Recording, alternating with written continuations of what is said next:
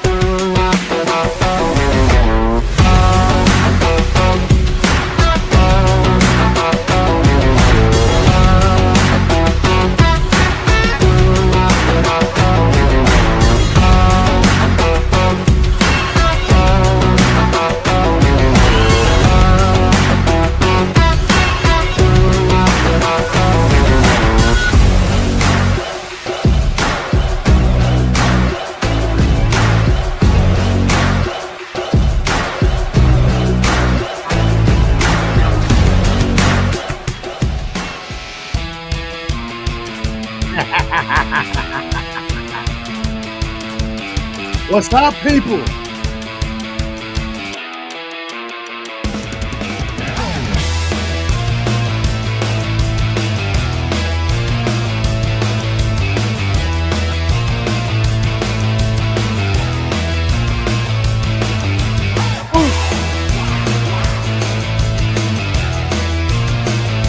Franco Quaid in the house, baby. What's up?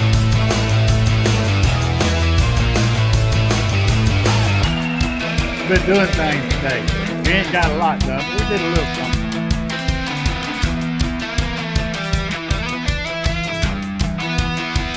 We need peanuts. We can't get them all. I don't know.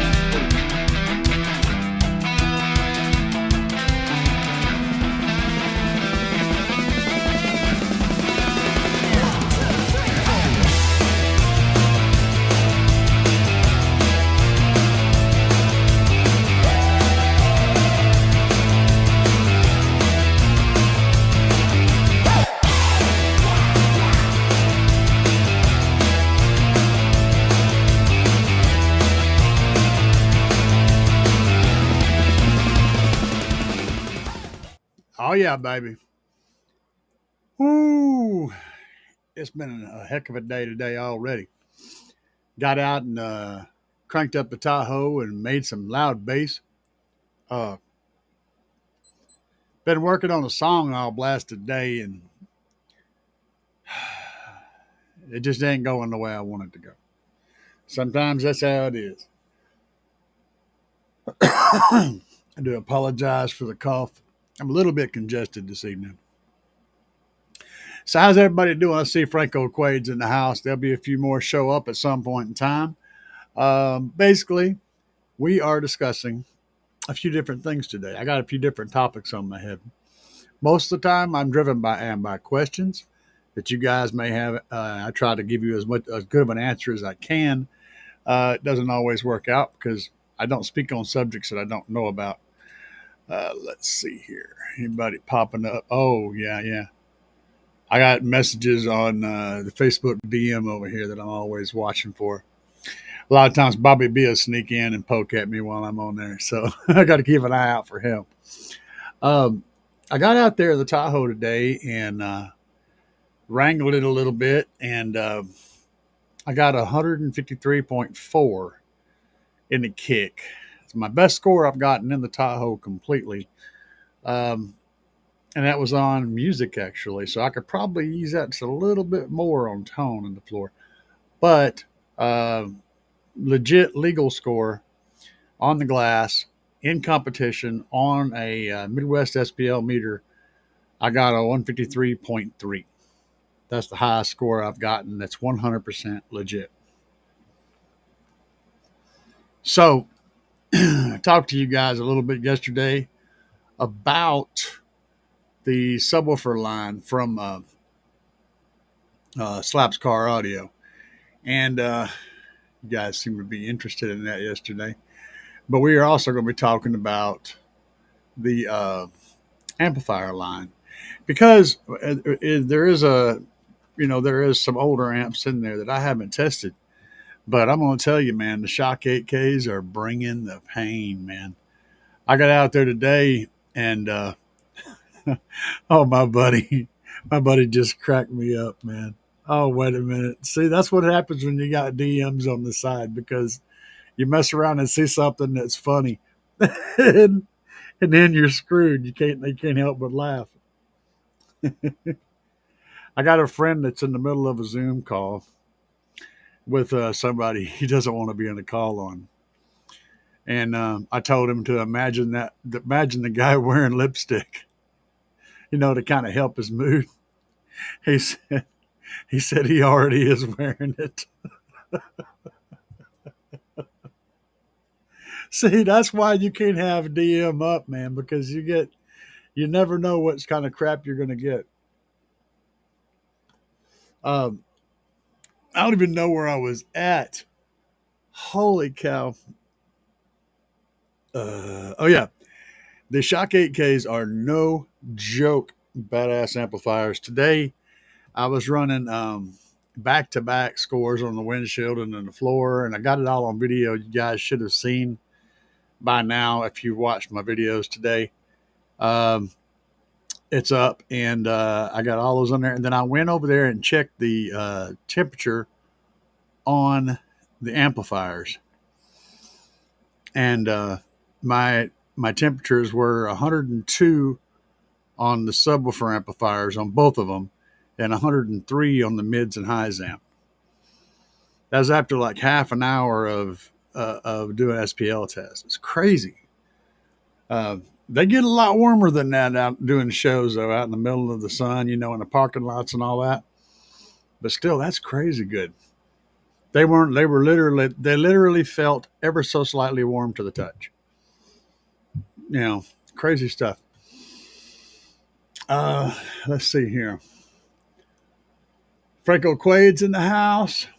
Stu is in the house. What's up, Stu? From Stu Custom Shop. Let's see here. Alexander. Alexander. That spelling has always messed with my brain. He said, "What's up?" Let's see here. It's Eddie Hernandez. What's up, man? Yep. And it looks like that's it. What's the theme? The theme. Ha! The theme.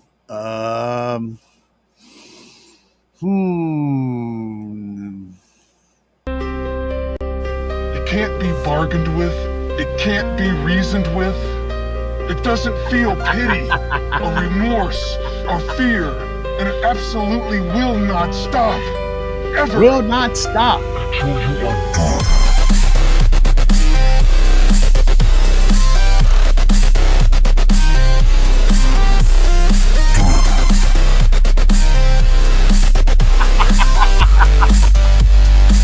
Y'all, I have issues, I'm going to tell you, and I'm having a good mood today. He said, "What's the theme?" He wasn't expecting that. He was not expecting that. That's the Terminator track that I just created. I finished. I've been working on that one for a couple of months, actually. I was working on the Incredible Hulk theme and the Terminator theme, and I've got one more that's part of that trilogy. It's the one that's been kicking my butt all day today. I've been trying to get things to work on it, but it's just fighting me in every inch of the way. So, and it's the Jurassic Park theme. Cannot quite get that where I want it. Let's see here. Goodness gracious alive. Y'all good. What's the theme? I already covered that. Well, I'm on here with all three of my. All right, hold on. Let's just put that up there. Well, I'm on here. I'm on year 3 with all 3 of my cars full of recoil. You can't go wrong with that. I've still got recoil stuff sitting in here right now. Um, I can go over there and grab a box. I got 2 sets of recoil speakers on the shelf right there. Those have been in 3 different builds, and they all still work perfectly.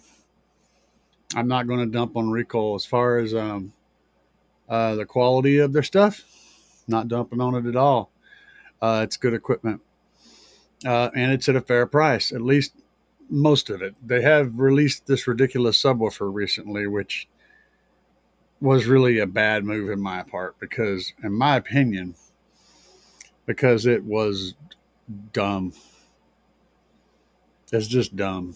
I mean, it's not a bad looking sub, but they got it priced at this absolutely ridiculous price, and so it doesn't make any sense. You know, that's the issue when it comes to that stuff.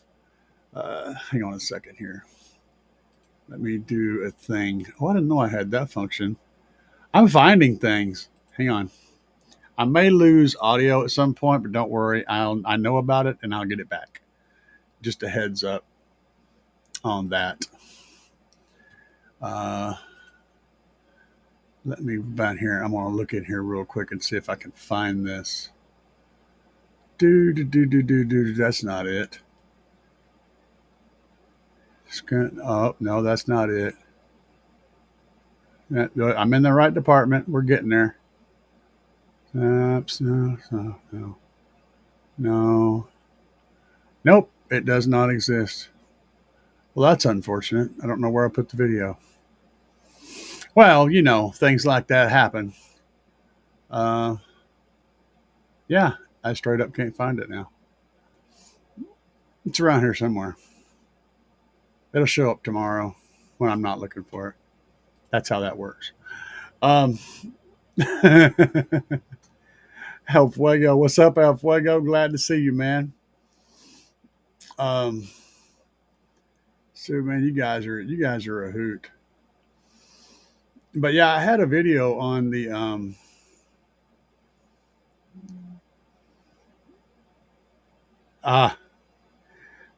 catch up to that in a second. I got a video on that sub. Stu reminder in here. Bobby B is slipping. Bobby's always slipping. You never know where Bobby's going to wind up at. Joe Berserker's in the house. El Fuego's in the house. Yeah, that's what I'm talking about right there, El Fuego. And at best, that may be a $400 or $500 sub. It is definitely not even remotely close to that. And I don't know what the hell they were thinking when they listed that. What's up, Joe Berserker? So yeah, Alexander said he's been telling the owner in China they don't get the U.S. market at all. True, 100%. I'm telling you though, the product's not bad. A lot of that stuff's really good. Like I still use a lot of their gear. I've got gear in there right now that's recall. That's you know the distribution blocks and fuse holders and stuff like that. I love using their stuff in that department. They have really good stuff. I mean, yes, it's all Chinese stuff. You know, let's just get that out of the. Let's clear the air with something, okay? Let's clear the air with some shit because I'm feeling some shit. I need to get this out of my chest. Okay, you pick whatever name brand you want. I don't care what it is. Pick any name brand. Either all or 99% of the shit that they sell either comes from China or the pieces to make it come from China and get put together here. And believe me this is another interesting tidbit. Which do you think is cheaper to ship? Fully assembled subwoofers or subwoofer parts? Think of how baskets are shaped. They're shaped where they can stack like cups. Okay?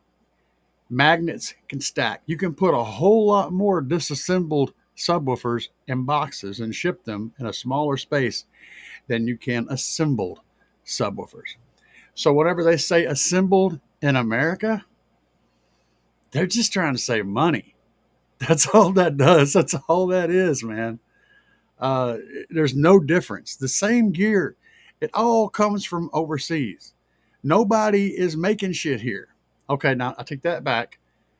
Almost nobody's making shit here. There's a few, very, very few things that are actually being made in the United States. Almost everything comes from overseas. Most of it comes from China. The better stuff than that can come from South Korea. And then you got stuff that does come from Russia, does come from Germany, does come from France, Italy, all those places, yes. But you know what's funny about the stuff that comes from those countries?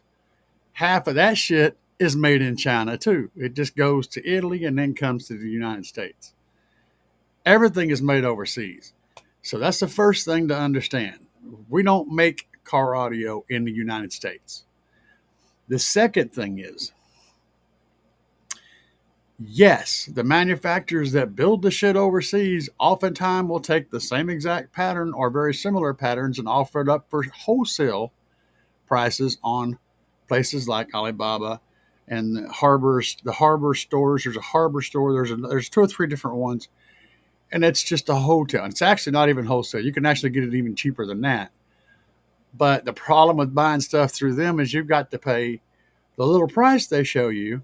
You may have to buy 100 or 500 to get that price. Then you got to pay to have it shipped over. Then you got to pay the dock fees and all the different fees to get into the United States, as well as the current tariff coming from that country.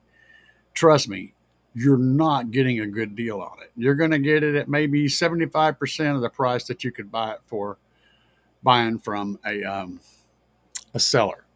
Okay. So yes, it's all made in China. Your favorite shit's made in China too. So get off your high horse, get down here and roll around with the rest of us.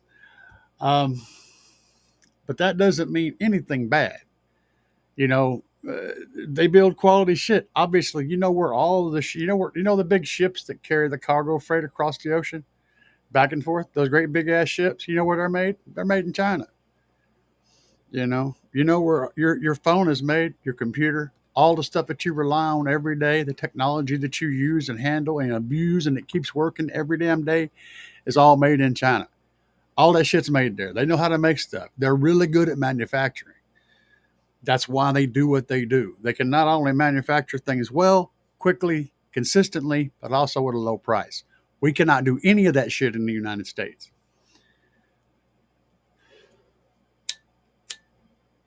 All right, let's see what's going on in chat. I'm done. I'm going to get off my horse. Let's see here.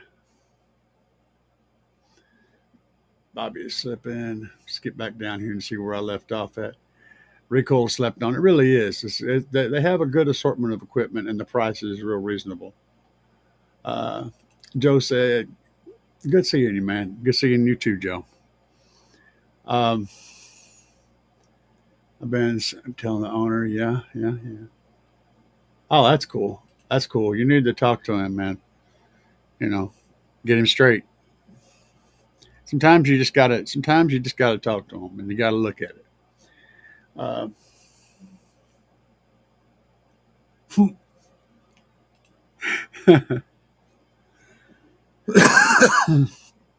Truth, my friend. Like what? I thought I was seeing things. They should have released the SQL Rose Gold. They failed. Yeah, I like their setups. I've had good luck with all their equipment, so not complaining about it at all. If you guys are not familiar with Recoil Audio, that's what we're talking about. And they just recently released a subwoofer that's triple the price that it's even. I mean, that's a generous number. It's more than triple the price what it should be. That said, Recoil Audio does have some good gear. I've been using several different other speakers over the years, have never had any problem out of them, and they perform better than you expect. They perform far better than you expect. They perform in a bracket that's probably up many times over the price that you usually pay for them. What happened is apparently Recoil's decided that they're big enough now where they can, run with sundown and at sundown prices, and that's not what they're doing. They're not. They made that leap, and that was a bad idea. So that's what I'm talking about. For SQ, yeah, no doubt. Um, Recoil is nuts with their big sub prices. Yeah, they went kind of freaking insane. People forget Recoil built Diamond, all the Diamond audio stuff back in when. Mm-hmm. I got Diamond gear in here in my studio. I got Diamond gear in here too. I mean, yeah, they're it's great equipment too. I was listening to earlier video guessing your box is tuned to 34, 35 hertz. It's a bad guess. My box is tuned to 26 hertz. But Cabin Game messes with it. I mean, fair guess though. Fair. That's a fair guess based on the scores I was getting. But you have to remember that no matter what you tune your enclosure to, cabin gain is always going to add a lot of bottom end to it. It's just the way it works. That was from Joe. Let's see here. Alexander, 90% of the Moscone is Chinese. Yeah. I've been to that factory in Italy. It's an assembly plant. Yep. Let's see here. Focal is made in France. Sure. All right. You keep thinking that shit. Now, I'm going to assume that you're serious in that statement. Let's say that Focal is made in France. Let's just say that. Let's say that it's made in France, which it supposedly is. Do you think France is making the resistors? Do you think they're making the transistors? Do you think they're making all the coils and parts and components, the screws, everything that makes up that amplifier? Do you think all of that shit's made in France? No. At best, what I would say is they're getting an unassembled product and they're putting it together over there in France. They're not stupid. They're no stupider than we are. They want to make money too. They buy the shit from China, they build it there. That's at best. Most likely it comes straight from China to France and then, gets a couple of little pieces put onto it. Maybe they test it on the bench and then they send it out. It's all made in China, man. Let's see here. Uh-oh, W's up to no good. My brain feels like it was made in China. Yeah, no doubt. Well, technically it was. If you carry that smartphone around with you all the time and you pretty much use it for everything, it is part of your brain. We're all cyborgs now. You didn't realize it when it happened. Actually, the day that we started wearing a watch on our arm, we became a cyborg. The day that we spend most of our time in a car or on a bicycle, that's mechanical device you're attaching to your body and it's giving you enhanced abilities. It's a cyborg. I guess whenever we were still riding horses all the time, we were half horse, half human. I don't know.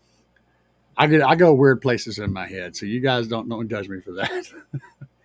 W said they got banned from the Sony factory when he visited it. They said I fogged up the glass too much while I was lurking outside. I did not read that before I put it up there. That was a good one, W. The stuff that says made in the USA should stay assembled or inspected or labeled or nothing is made in the USA, man. Like what we make over here is shit like clothes hangers, bricks, 2x4s, nails, shit like that. We make that kind of shit. We make the shit that's simple. We make we still manufacture some like shotgun shells and shit like that. I know we make that in the US because I've worked at the companies that made this stuff in the US. So if you're buying a 12 gauge shotgun shell that's got the little plastic pieces in there and all that stuff, I've worked in a factory where every piece of that was made and the whole thing was made. So we definitely make that here. There are some stuff like that, but probably 98% of the shit in the United States is not made in the United States. Stu said, "Ha ha." Eddie, what's up, man? Eddie said, "What other equipment do you think comes out of that build house?" Son, um, that could be complicated. So y'all, I'm sure all of you are relatively intelligent older folks that have seen things, done things. Um, so you understand the basics of manufacturing, and one of the things that you get, at least currently, it may change in the future. You have to build molds for plastic pieces for injection molding and blow molding. You have to have a mold, and molds are not cheap. A mold can cost anywhere from 10,000 to hundreds of thousands of dollars, and that's how you make a plastic part. Uh, I don't know. There's like my microphone thing there or whatever. Anything that's made out of plastic. Like I said, that may change here in the near future because of 3D printing. But so if a company makes, let's say there's a company A that builds subwoofers or speakers, they're gonna build all kinds of speakers. They'll probably have molds for a whole bunch of different kinds of baskets because they're going to stamp those. Most of the baskets are stamped steel. So they have to stamp that with a mold. Now, that may be the only company that has that mold, but there may be a dozen speaker manufacturers around that need a 12-inch subwoofer mold. So this one company may be stamping every single one of these speaker baskets, but they may be sending them out to different Chinese companies that are using that basket to build different speakers with. So you'll get that coming into the United States from multiple different places, but odds are it's the same company stamping those baskets out. And the same way when you have aluminum baskets, the same manufacturer is going to build every single one of those baskets that are that basket. Nobody's going to steal that basket and build the exact same basket.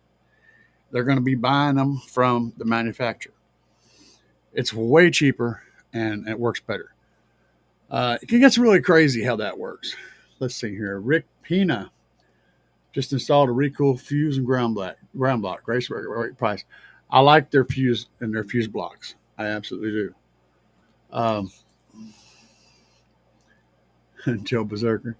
El Fuego says linear power makes amps in the U.S. 2x150. It's like $3,000. Right. Exactly. I believe it's Orion that is going to be starting to, or actually they probably already have. It's right on the edge though, producing a couple of different amplifiers in the United States. And they're going to be priced in the unobtainium bracket. And here's the best part though. Even though they're going to build them in the U.S., design them and build them in the U.S. completely, and charge outrageous prices for them, they're still going to be using every single component on that PC board comes from China. Every single one. It doesn't matter. We couldn't manufacture. Do you guys not remember the chip shortage thing? We couldn't build a car because we didn't have a chip. Why didn't we have a chip? Because we had China on lock. We didn't have any chips here. There was none. There's nowhere to get them. They all come from overseas. And that's insane. But it's the real deal. Even if you buy the thing here and it's made here, I promise you that the majority of the components on the inside come from out of this country. We cannot build that stuff in a cost-effective way, and which means nobody wants to pay the price to have shit built here. Nobody can afford it. It's just ridiculous. And The problem, I think, the problem is the way our economy is jacked up, and we got so much inflation that's happened that where other countries' economies have been fairly stable, and they're still paying their workers the same thing that they've been paying them, and the cost of living hasn't gone up much for those countries either. And so their economy is fairly stable. It doesn't really change. In the US, we have inflation because the government takes out loans, and then whenever they do, they introduce the loan is they go and have a bunch of money printed and they just put it in the market. That's their loan, right? So when you add all this money into the economy that didn't come from anywhere, then it lowers the value of the dollar. And as you lower the value of the dollar, everything has to go up in price to get the same amount of return for it, the same bartering power. As you do that, the cost of wages goes up. The U.S. has been doing this the whole time for years, doing this same rinse and repeat bullshit. And other countries didn't. So when we get shit manufactured outside of the country because we can get it stupid cheap because their economy is not all screwed up like ours is. And there's a lot of other reasons too, but this is just one of them. It's really nuts, man. And you say that, okay, that's another good point. Japan, and I agree 100% with you. But in the 70s, everybody was, oh man, that thing's made in Japan. It was made in Japan. That was junk. They made it over in Japan, one of them Japanese cars. That was an insult. It wasn't a compliment. Everybody said, I grew up in this era. I know. I was there. You know, when the Hondas came around, the Toyotas and all that stuff, when that stuff started coming in, people talked 9 kinds of cash shit about them. And then it wasn't long before we realized that, well, them little Toyotas and Hondas and Mitsubishis and all that, son, they would run forever. I mean, it was common for an American car to maybe right about that time in the late 70s, early 80s, it was common for an American car to maybe last 5 or 6 years, if that long. They were making shit. I mean, complete junk. If you remember, I wish a Ford and a Chevy still last 10 years like it should. That song? There's a very good reason for that, because that wasn't happening. And back in the 50s and 50s and 60s, even the early 70s, shit did last for 10 years. That was considered a really good thing. Then in the 80s, our American stuff was lasting a few years and it was dying because they were screwing everything up with all the smog devices and them trying to figure out how to use them. They were horrible. The Japanese came in with very efficient little engines that didn't need a whole lot of smogging, and they ran forever. They were great vehicles. We go, holy crap, they know how to do it. So the American companies started getting them to build all their shit for them. You know, Ford picked up Mazda, for example. Then came a point where we go, you know what, man, the Japanese, they build good shit. We figured that out. The Japanese got so popular with all their manufacturing that they started charging higher prices and becoming a premium brand. That's where China come in. China's held on to it since then, baby. It's very interesting, the history of our weird world. France just glues it and screws it together. Yeah, buddy. Joe Berserker. What's up, Rick Pena? Focal owns 2 or 3 manufacturing plants in China or something like that. Yep. Yeah. There's no sense in trying to hide it, man. Like I said, it don't matter. Well, you pick any name brand you want. They're getting stuff made in China. Because if they wasn't, they couldn't compete with the market. Not even close. It would be 5 or 6 times the price and at no better quality. All you'd be paying 5 or 6 times the price for a name brand because the quality wouldn't be any better, if not even as good. You guys watch some of the manufacturing going on in China? There's tons of videos on the internet where they show the Chinese manufacturing plants. Now, I'm going to tell you guys, you see these guys, they're all lined up. They're all cut clean. It's a super clean workplace. They're all wearing their little hair nets and stuff, and they're meticulously, quietly doing their jobs on point. You show any American factory, any American factory making anything, and it's a whole host of goofballs. Not saying they can't get shit done, but it's a whole different atmosphere. They take manufacturing extremely seriously. Some of those people will spend their entire life working in a factory, the same factory, and their whole family will live off that income over there, that one person's income. And it's very highly respected, and they respect their employers. It's just a whole different mentality. We do not have it right here. We do not. They have got a mindset for becoming a machine. You want to manufacture some shit, you do it in China. Everywhere else is going to be a struggle.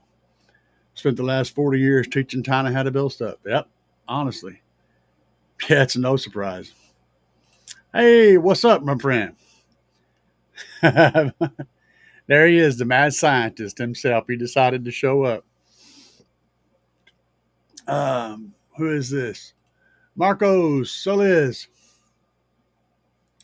Want to know what's a trip? He said the prices of critical mass car audio. Gimmick prices? Absurd. Don't know. I'll have to dig in on that one. I will have to dig in on that one. That sounds like an interesting thing to look into. 15,000? He said 15 grand subwoofer? Yeah. No. Nope. When you're buying $15,000 subwoofers, you get that money where it doesn't matter anymore. You don't really care. The price is irrelevant. You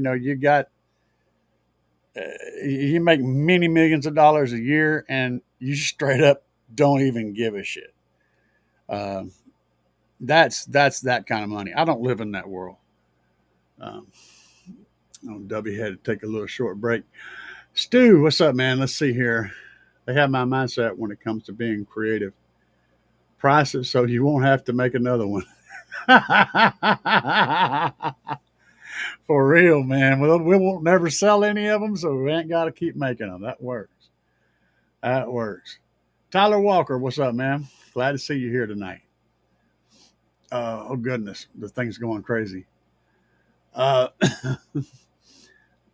see here. Friday.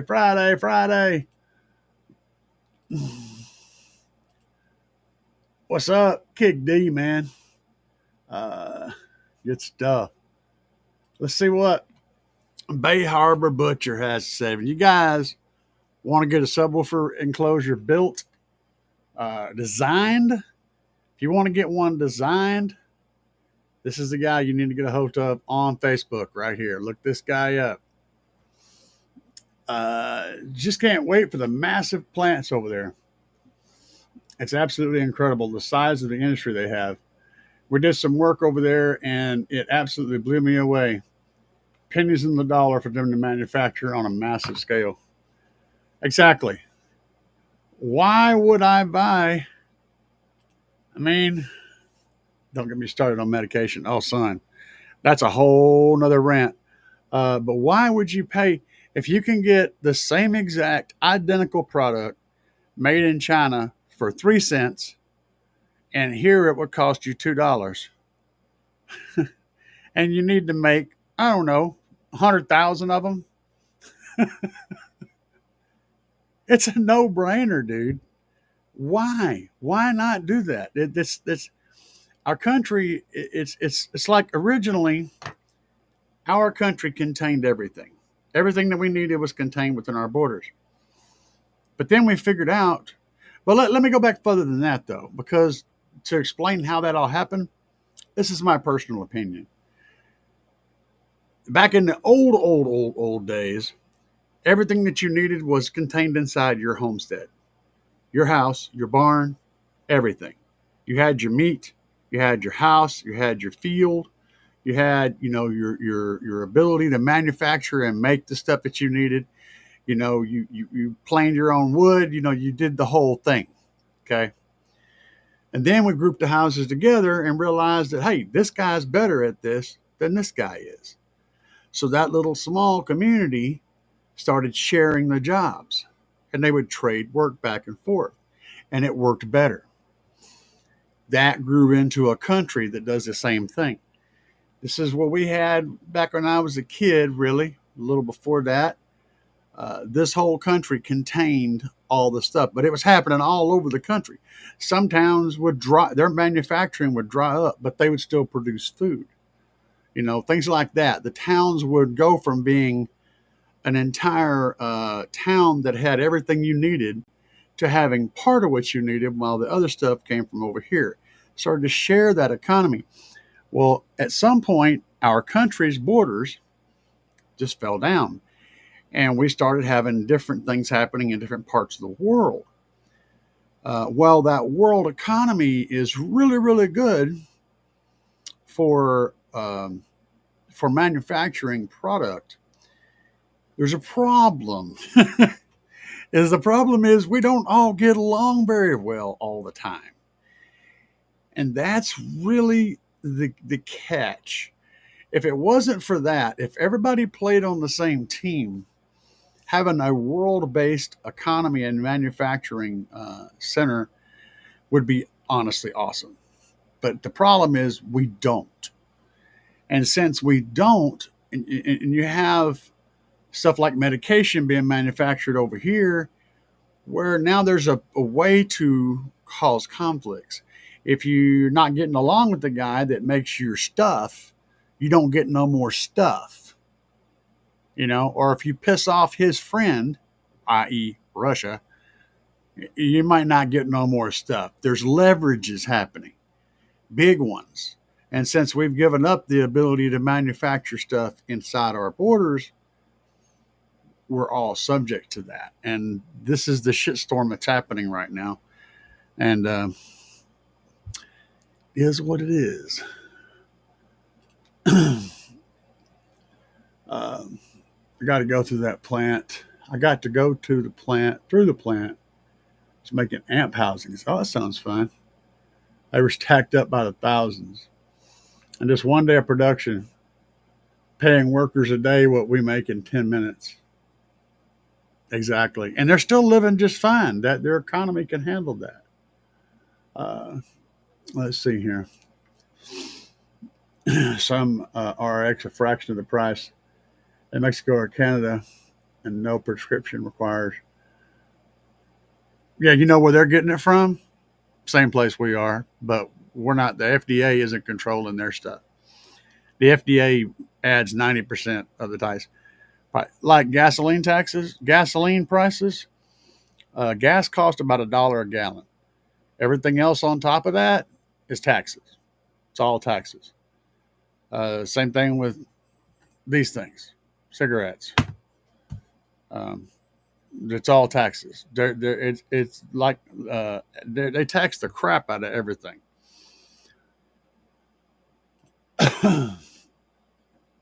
Let's see here. $15,000 subwoofer. Yeah. Yep. 60 to 80,000. Yeah, if you broke 100,000 miles, that was impressive. And shit, now it ain't nothing for regular equipment to do 300, 400,000 miles on a constant basis. The game changed completely. Joe said Shaq was in a magazine touting critical mass. Oh, if Shaq's talking about it, I can't afford that shit.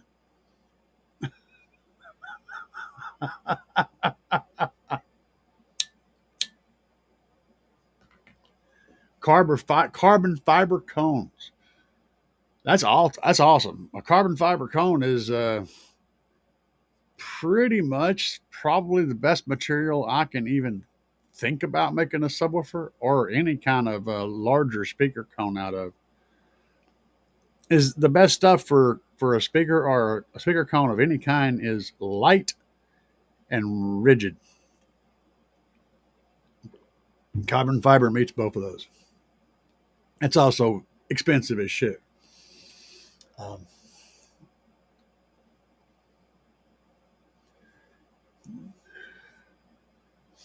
1992, I paid $500 for an American-made Orion 225 HCCA. Yeah, no doubt. Good amp though.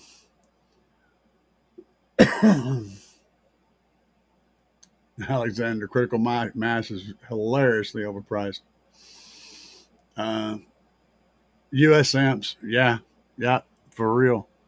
I really wanted to get on the U.S. amps train. I even I talked to that company quite a bit, and I mean, while I agree they make great products and it's made in the U.S., I can't sell that. I can't even suggest people. There, it's so expensive. It's like my market is a budget friendly market. Is people that I hang out with, people that watch my videos, are people that are budget minded people. We don't go around spending stupid money on stuff just because it has a name. It's got to make sense or it's not going to fly on this channel. And so yeah, we had to part ways, but yeah, I did. I talked to multiple people in the very highest of the U.S. amps group, and it's great equipment, but it's stupid expensive.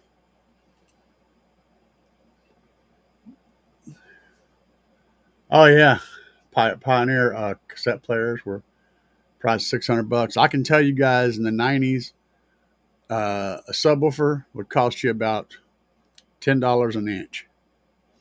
That's how much a medium price, like not a generic like a Walmart, but something a little bit better, like the top of the line Walmart sub, or maybe that middle shelf car audio store mid level sub was about $10 an inch. That's how much you'd pay for a sub, and we can actually get them cheaper now, which is insane.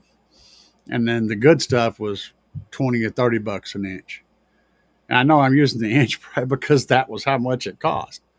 A 12 was $120, a 15 was $150. That's just what you expected to pay for them. Of course, a CD player, a CD player for your computer, that used to be something like anywhere from $500 to $1,000 for that little thing that slid into the tower. Now you can go on. Hell, people just give them to you, stacks of them. You could buy one brand new for $5, and it's no different. In fact, it's better than the one that was $500. Technology's gotten a lot cheaper. You know why? Technology all of a sudden got a lot cheaper because we're not making it in the United States anymore. That's why. If you start trying to build it in the US again, those prices would come back. And we're not going to handle that shockwave. So if the prices came back, you said, well, the manufacturers should start making it here, then the people will be getting paid to make it. And then, yes, all that shit would happen that you're thinking. Yeah, people would make more money.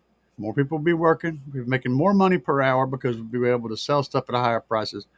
All that, and they would be able to afford to buy this stuff that's really expensive. All that would happen, but before that ever happened, the economy would completely crash. Completely crash. It would not. We would not survive that change.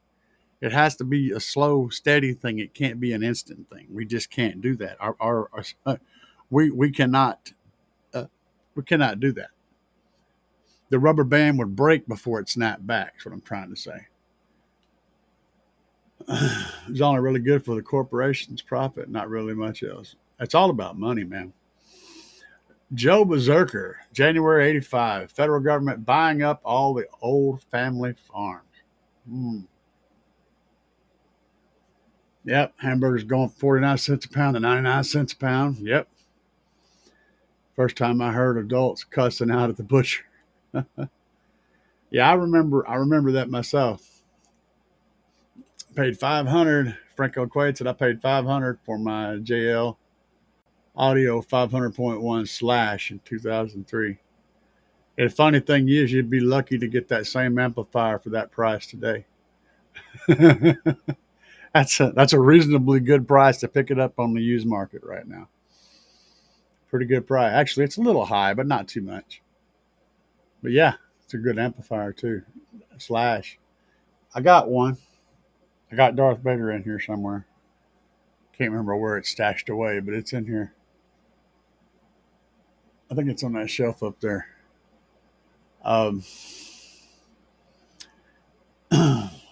Okay. Say, ha, sa, say, sa, Satya? Is amplifier signal to noise ratio too important to SPL, or is that only for SQ?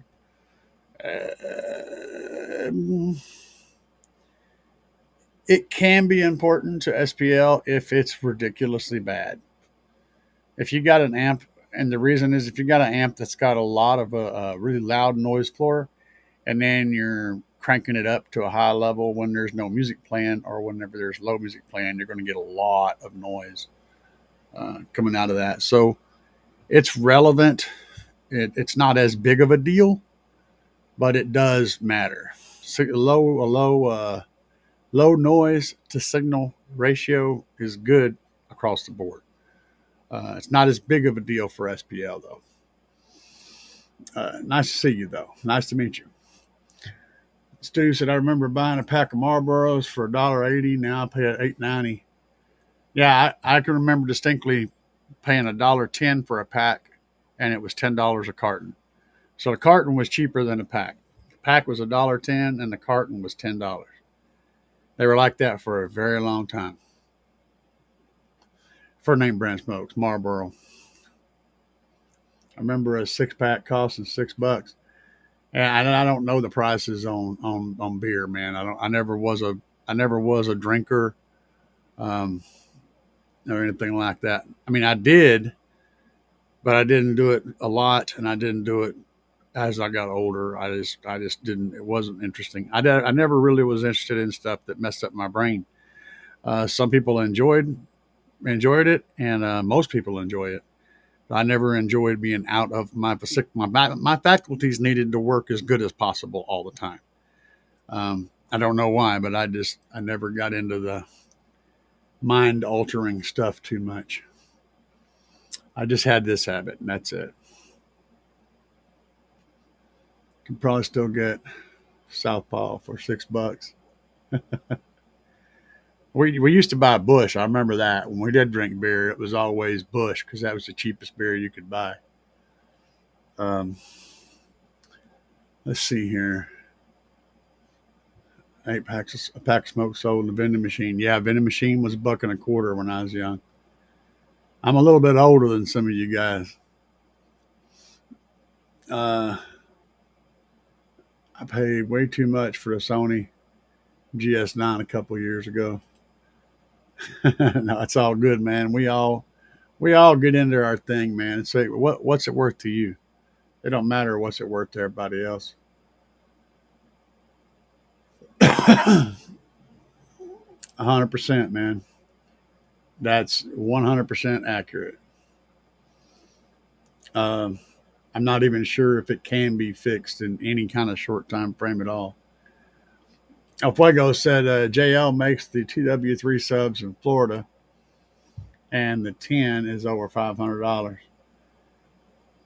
Yep, they make the TW3. I like the TW3s. The best subwoofer that JL makes is the TW3 and the TW5.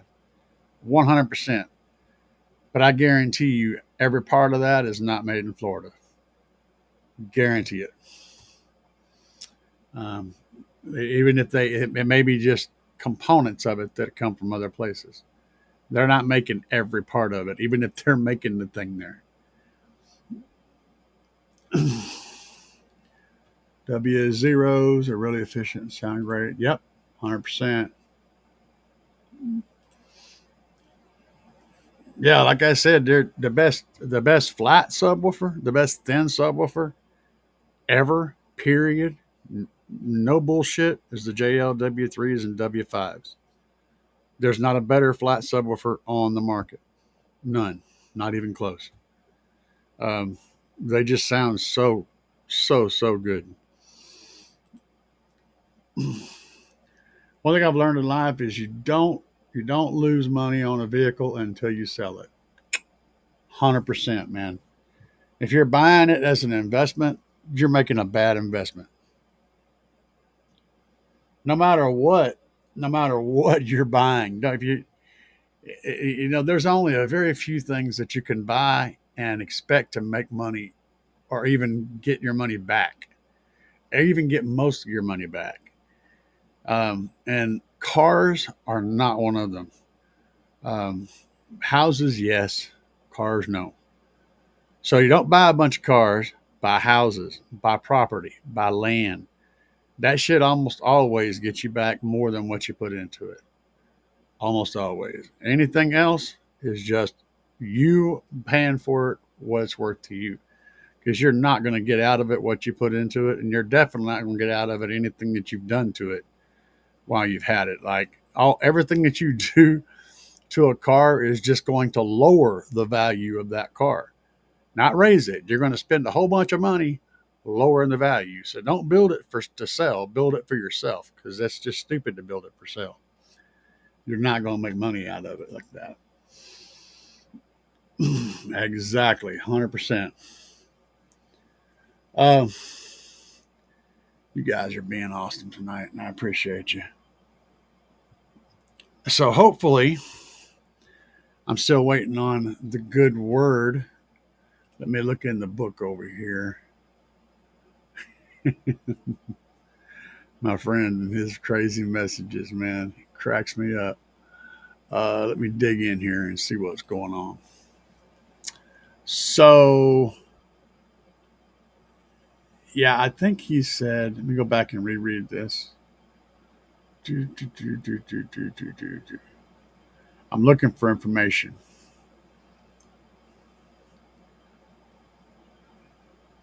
Yeah. Yeah. Okay. I know that. I'm trying to find you guys some juicy bits. So bear with me. Um, in the week. So the Oblivions are about a week away. So by next weekend ish, we should be getting the Oblivions on the website, the version twos, and the version one Oblivions. Oh, here's some good info. The version one Oblivions will be on sale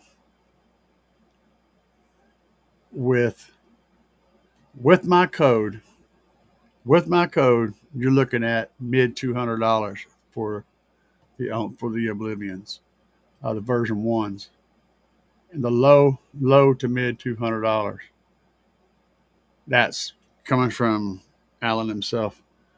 Um, so just a heads up. This next week or two, this time and now and then is the best time to be trying to get some good solid subwoofers at a low price. This is a good time for that. How we're doing the taco.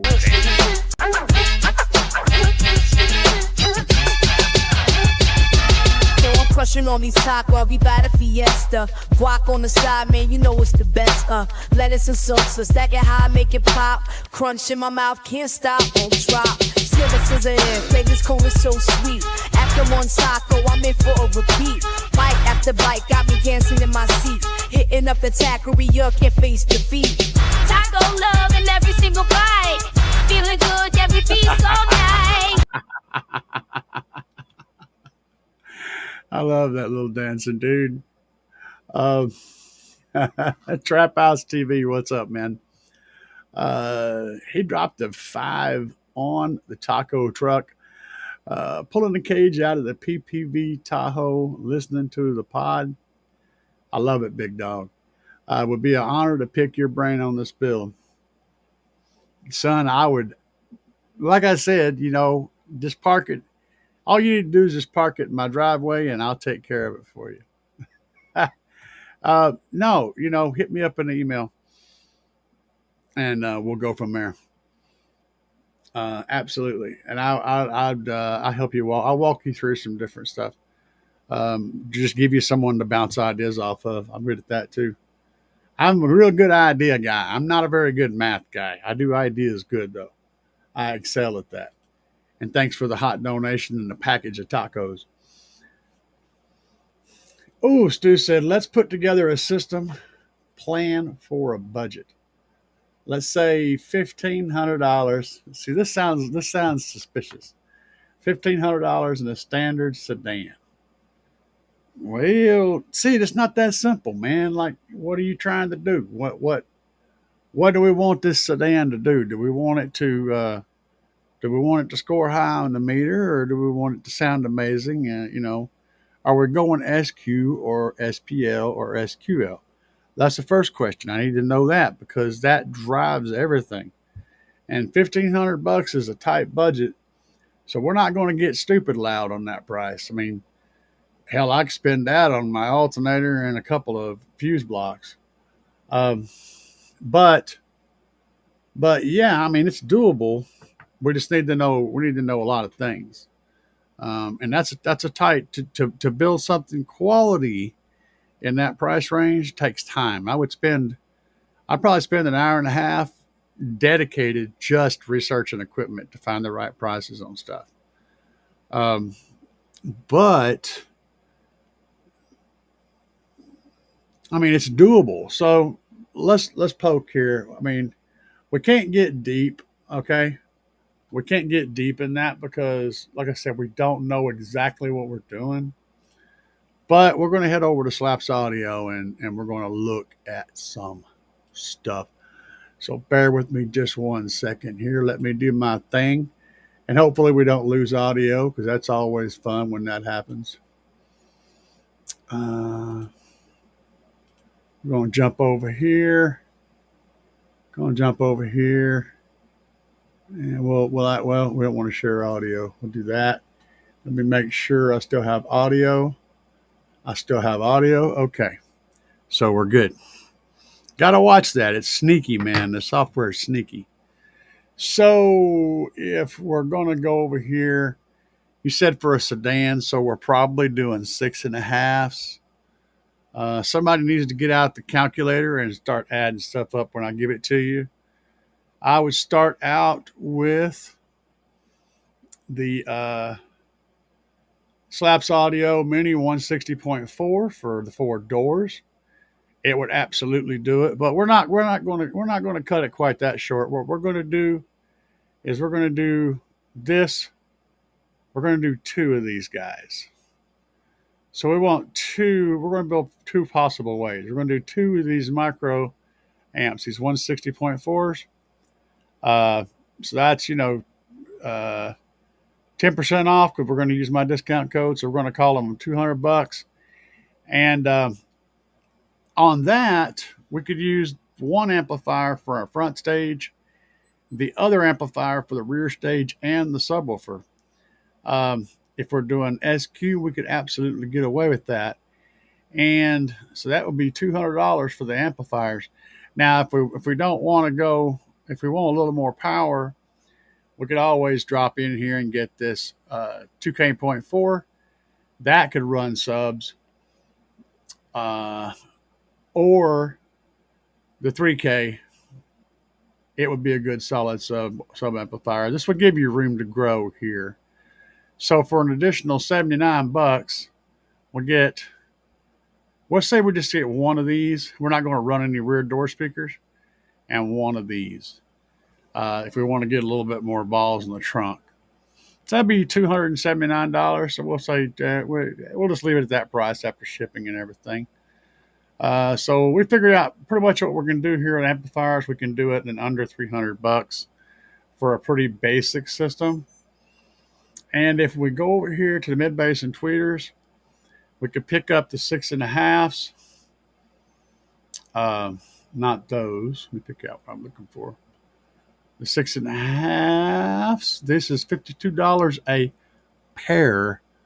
So we pick up a pair of these guys, and that's the 5.25 and the 6.5. Either one of them are about $50 minus that 10%.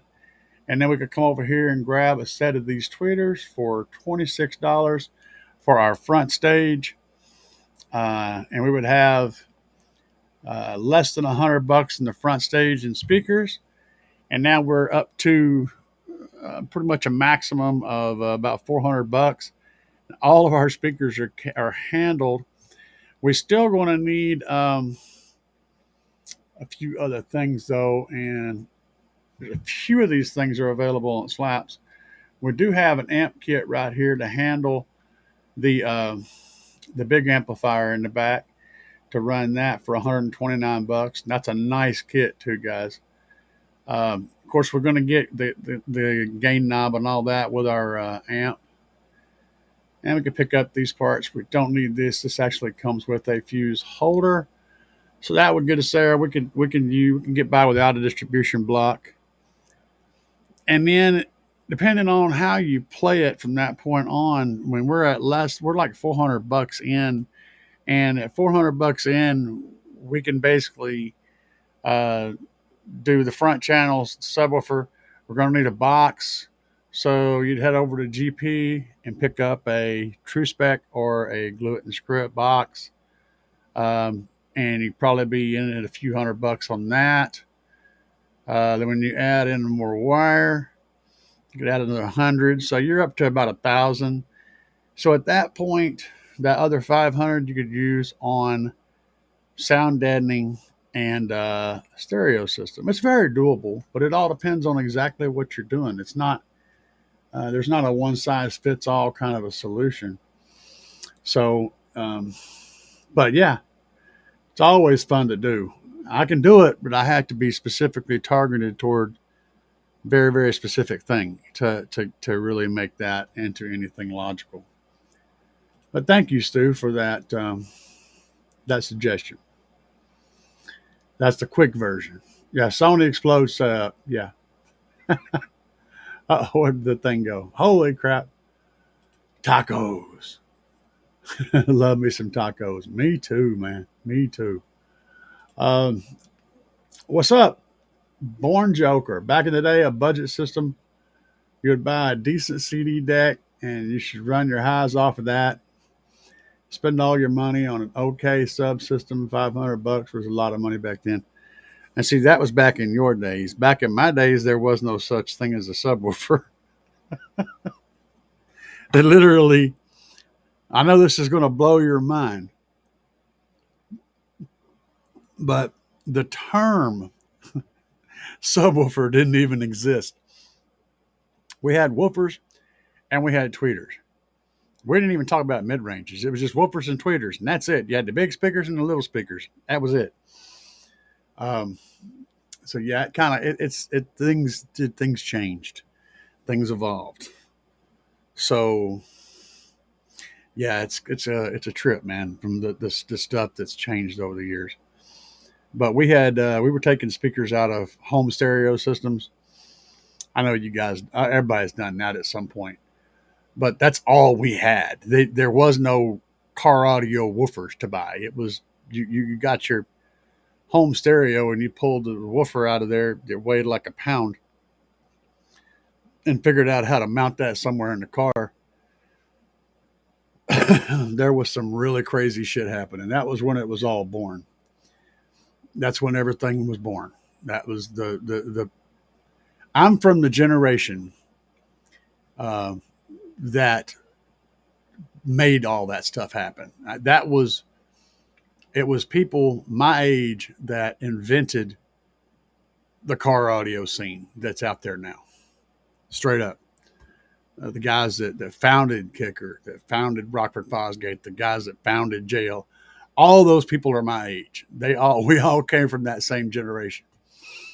Very interesting thing. Let's see here. Like what Which way would I do it if it were mine? Ooh, my sedan. Ooh, what would I do? So I'm assuming I still have my Tahoe, so I don't need a monster. I'd be building a basic base vehicle. I would probably do if my daily driver. If I was creating a car for my daily driver, it would have bass. Don't get me wrong; it's going to have some bass. Um, I would probably do a very subdued bass system, though. I would probably have like an 8. I would build a flush cabinet to one side of my trunk. Um, I really don't need a trunk. It's the bass head talking, but no, I would probably build I'd build a fiberglass cabinet to fit up into one side of the trunk, leaving the most of my flat area in my trunk open. Um, have the amps mounted on underneath the tray rack, underneath the back window, up under there. I'd put an amp board up under there with some feet to hold it down so that the mechanics of the trunk could still function. And I'd have I probably would run a pretty solid front end. That's the thing. I would probably try to find somewhere to put a little sub in the front of the car, so that I could get a good front stage up there. A good solid low end front stage, and I would completely do the doors up. The front doors would get tons of work. Um, so yeah, I'd put some serious, probably some 8s in the front doors. I'd probably have to rebuild them inside to make them fit them.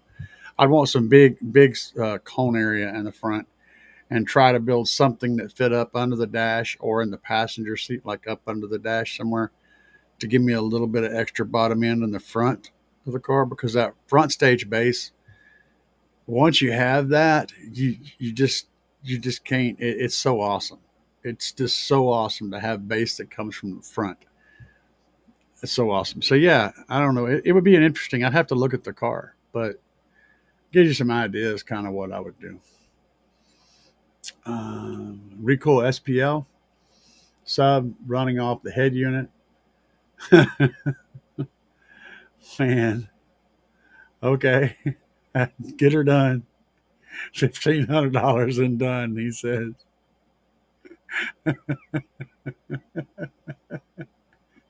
You guys, you guys are all insane.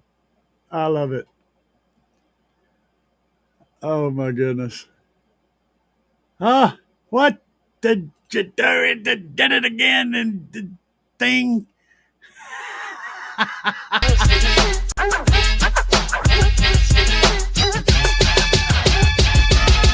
Crushing on these tacos, we buy the Fiesta. Guac You on know the what? side, You know man, what? you know it's the best. We're gonna do this.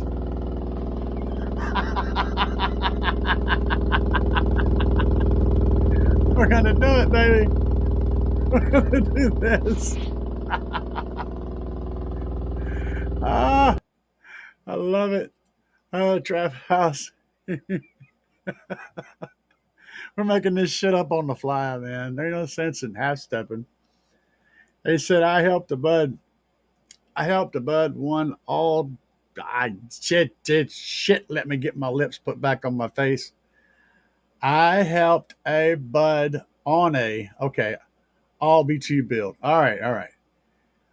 Should I tell him to get the 15 Oblivions for more bang on his build? He has the 15 Riots. They've been reliable so far. The Riots are actually a step down. Or they're well, I'm gonna have to refresh my brain. Hang tight for a second. Let me whip it up. shit. Uh,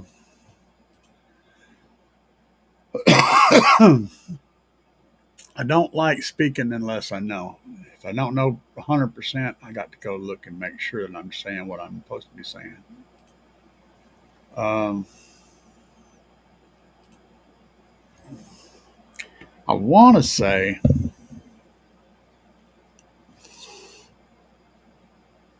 yeah,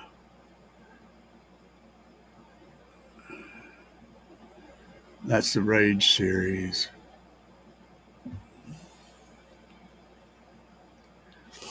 Yeah. Oh goodness. Yeah. Yeah. The Rages are the riots are a significant step down. So yeah, big time. Um,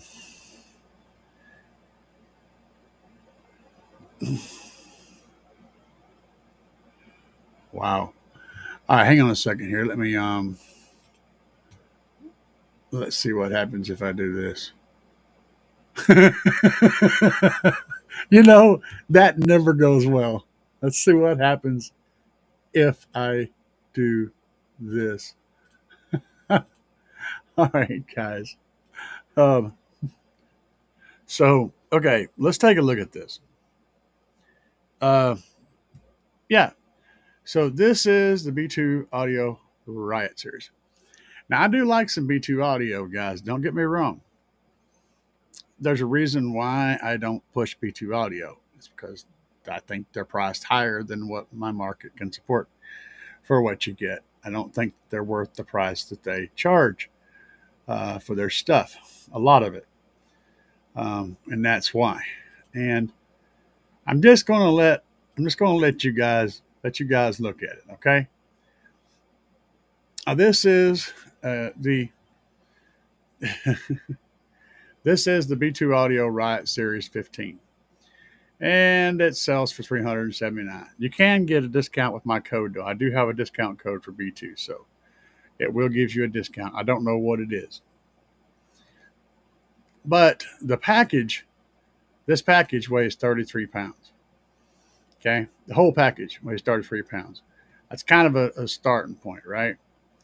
And you guys can see what we're looking at here. I mean, come on, it's 750 watts RMS, 3-inch voice coil. You know, I mean, we can go down here and dig, but compare and then look at the price, okay? And look at the price. The price was what, $379? Is that what it was? Yeah, $379. Okay, so it's just shy of $400. Okay, now compare that. Oh, that's not what we're looking for. Where'd it go? Let's go over here and we're going to pull up the Oblivion. Now I don't have the Oblivion version 2 up here yet, but just the version 1. So let's look at that. Let's look at this. Okay, here's the version 1. It's not even. This isn't even the big boy. This is the version 1 Oblivion. It's $120 less expensive. Has a 2,000 watt RMS. Now, it's right off the bat. You just look at that and you go, yeah, that's not even the same. That doesn't even belong in the same competition. It doesn't fit. Let's dig a little deeper though. Let's go down here and look at some real stuff. So on the version 1, the X Max on that is 30 millimeters. Now we go back to the Riot series. Let's see if we can find. We're going to cross-reference some information here. Maybe I'm wrong. Okay, so its X Max is 20 millimeters. So the peak to peak on this guy is 40 millimeters. The peak to peak on the other one would be 60 millimeters. That's a third more travel. Like I said, you're just going to find that kind of stuff all the way through here. This is just not, this sub is not on that level. Not saying it's a bad sub. It's just not on that level, and it's significantly more expensive. Let's back up a little bit. And that's the Oblivion. We're not even talking about the Smackdown. Let's back up a little bit. Let's go up to the Rage series. All right, in the Rage series, this one, that's the carbon fiber one. Let's not go that far because we're gonna keep it in the fair department. All right, Rage series. This guy handles 2,000 watts RMS. This is kind of on par with the Oblivion. It's on par with the Oblivion, and of course it's $600. So for the price, of one of these, you can get 2 Oblivions. And yeah, so but this is on par with it. This is actually on par with the Oblivion. It's not on par with the Smackdown. And it's got a 3-inch voice coil. Doesn't necessarily mean anything. It does have a bigger magnet. This has got a 600-ounce magnet. But that doesn't necessarily mean it has a significant amount more motor force. And it is double the price. 35 hertz FB for the ported, 30 hertz port area. Now y'all got me digging around. The point is, this is on par with the Oblivion, not the Smackdown, and this is more than twice as expensive as the Oblivion. And the Oblivion is on sale. The version 1. The version 1 is on sale right now. It's going to be. This guy right here, where you see it listed for $249, it's going to be less than $200. It'll be low twos. So it's going to have some knocked off of it. It'll be even cheaper after the version 2s come out. I don't know exactly what the price is going to be, but it's going to be on sale. So yeah, I mean, to answer your question, would it more bang for his build? Yes. The Riots, nothing wrong with the Riots, but stepping up to the Oblivions would absolutely be an upgrade over the Riots. But if you're going to do that, you might want to look at the Smackdown version 1s, because they're right at $400 a piece with my discount. Keep that all in mind, man. And that's a whole lot of sub. And thank you for the tacos. Let's see here. Barn Joker said put 4 8s. Now, girlfriend's car, she had a little yellow sports car, and it sounded like a bee. Yeah, no kidding, man. Yeah, Sony Explode. You need $13 total. Yeah, I saw it earlier. Cracked me up. I got to catch up. No, Explode.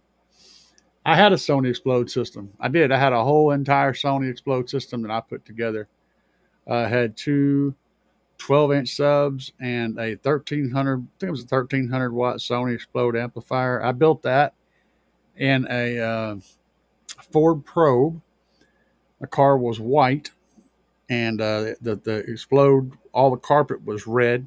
I did all the carpet in the back. I did custom panels. Guys, this looked really good. It looked as good as, or it looked better than anything I built in the recent time. It was a nice looking build. It didn't have the power that my current stuff does, but it looked the part. So it was all red, carpeted. Everything was red, smooth and pretty. I had got a Sony Explode logo and stitched it into the carpet. And I had a cover that came down when you closed the hatch. It had the little strings, and the cover would come down. And when that cover set down, it was all gray. Everything was gray, so it was totally hidden. When you walked up on the car, you just saw a black, gray cover, and I left about 3 inches of space back there so that the subs could get through. The sound could get through. But then whenever I had it opened up, you could have that thing propped up, and I had a logo underneath the black. It was really cool, guys. It was really cool. It didn't have as much ass as it looked like it did, but it looked really good. So I actually had a full Sony Explode build. And this is back right when the Explodes were hitting hard. They just come out and were hitting hard. Easy 180s. Hell yeah, brother. Let's see here. 180 6x9s for the win. Yeah, I've done that too. That build had 6x9s in it too. That back deck, I forgot about that. The back deck right behind the seat, I had two 6x9s. So when you drop the deck down, that panel down, the 6x9s were all that was showing back there. And then I had 6.5s in the front doors. I'm pretty sure I had by-9s. I either had by-9s or 6.5. I think I had by-9s on that backboard, on that board. So that was all you saw whenever the thing was closed. It looked real good. Back then, we were really worried about people seeing radios in our shit. That's why everybody had the detachable face stuff and the pull-out radios. And anymore, nobody steals radios anymore. That just doesn't happen anymore. Back then, it was a huge thing. Like, huge. Tremendously huge. But not no more. Explode. When Joe chimed in. Okay. Girlfriend's car. I'm trying to catch back up. This thing jumps around on me.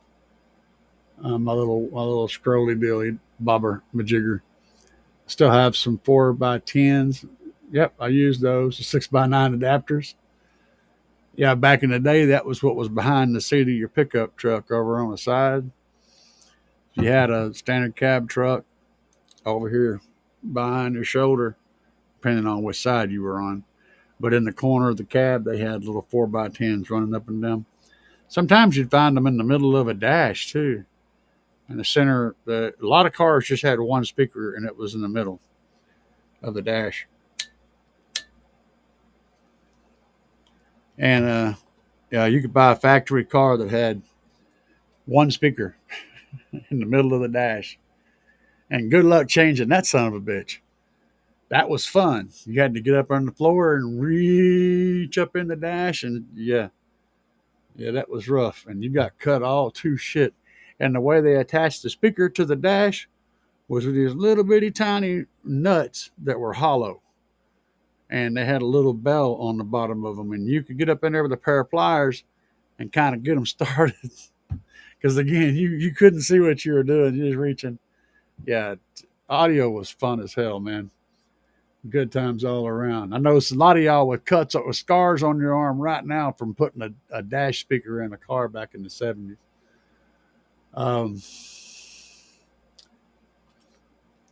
Frank said, that's my backup bass plan. Hell yeah, man.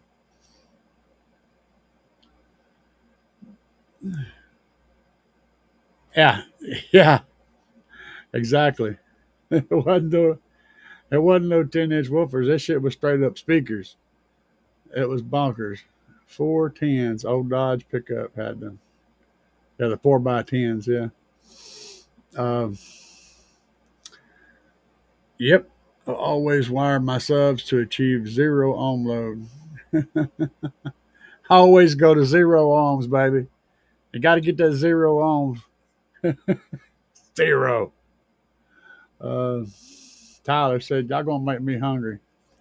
I keep it up. Tacos sound great.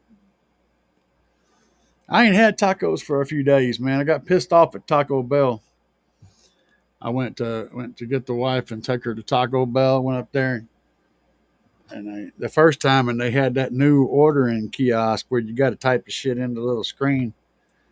You can't talk to the person, and I said I want a person. They finally had somebody come up there, and I ordered my shit, and everything was good. And a couple of days later, I was back up there again. I went up there, and that little screen was still up there looking at me, and I was like, I want a real person. They said, oh, we can't do that no more. I said, Why not? I said, you got to register right there. I said, yeah, but we can't do that. I said, well, how do I pay for something with cash? I said, well, then I have to ring it up in the register. Well, just do that and I'll give you my card. It's like, and we went back and forth for a minute. I said, you know what? Screw you. I'll go to Wendy's. And I left. And I was done with them. It pissed me the hell off. Bad enough they only got Pepsi products. But then they want to make me order on a damn screen. They got people right there that can talk to me. I just want to order my food, sit down, eat my food, hang out with my wife. I don't want to deal with your stupid little screen. You know, put me a live person up here. This is how things get done. Son, I'm trying. I'm fighting for us all, y'all. 0 ohms. Yeah, baby.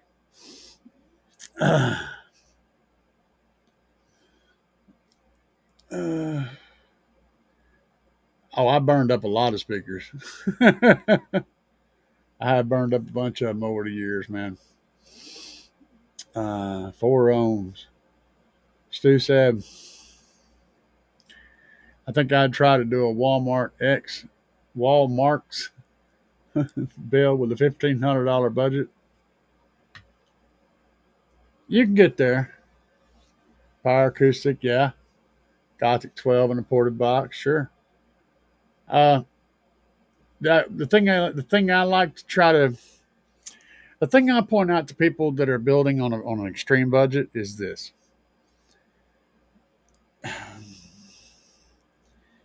And this is going to sound stupid, okay?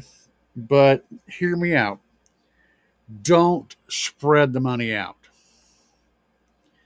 Spend the bulk of your budget on one thing. And then use a little bit on the other part.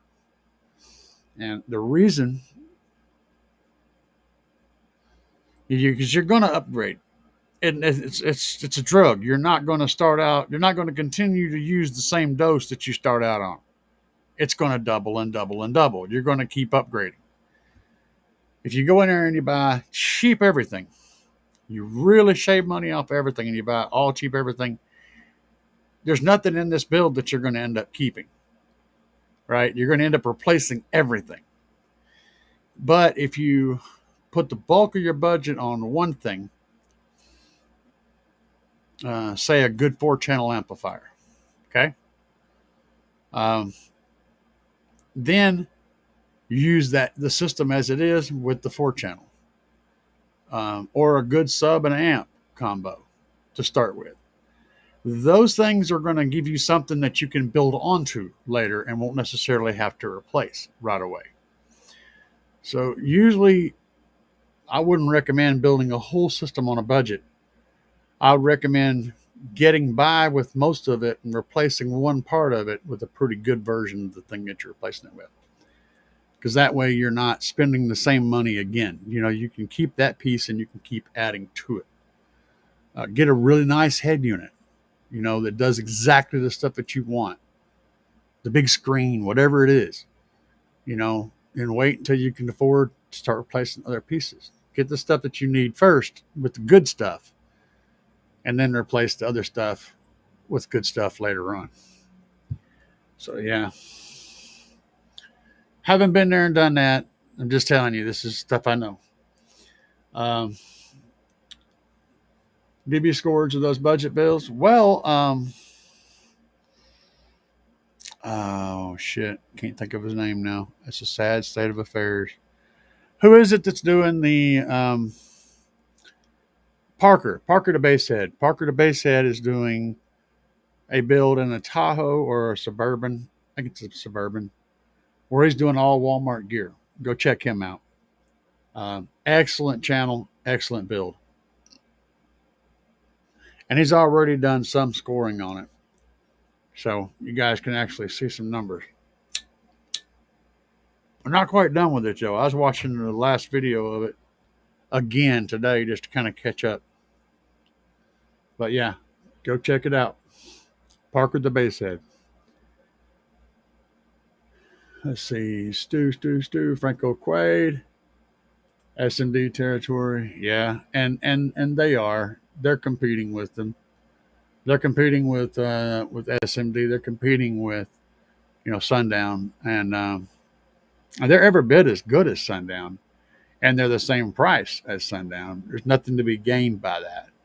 Which color brand do you prefer? That's the truth, and honestly, it's the truth. Which brand looks the coolest to you?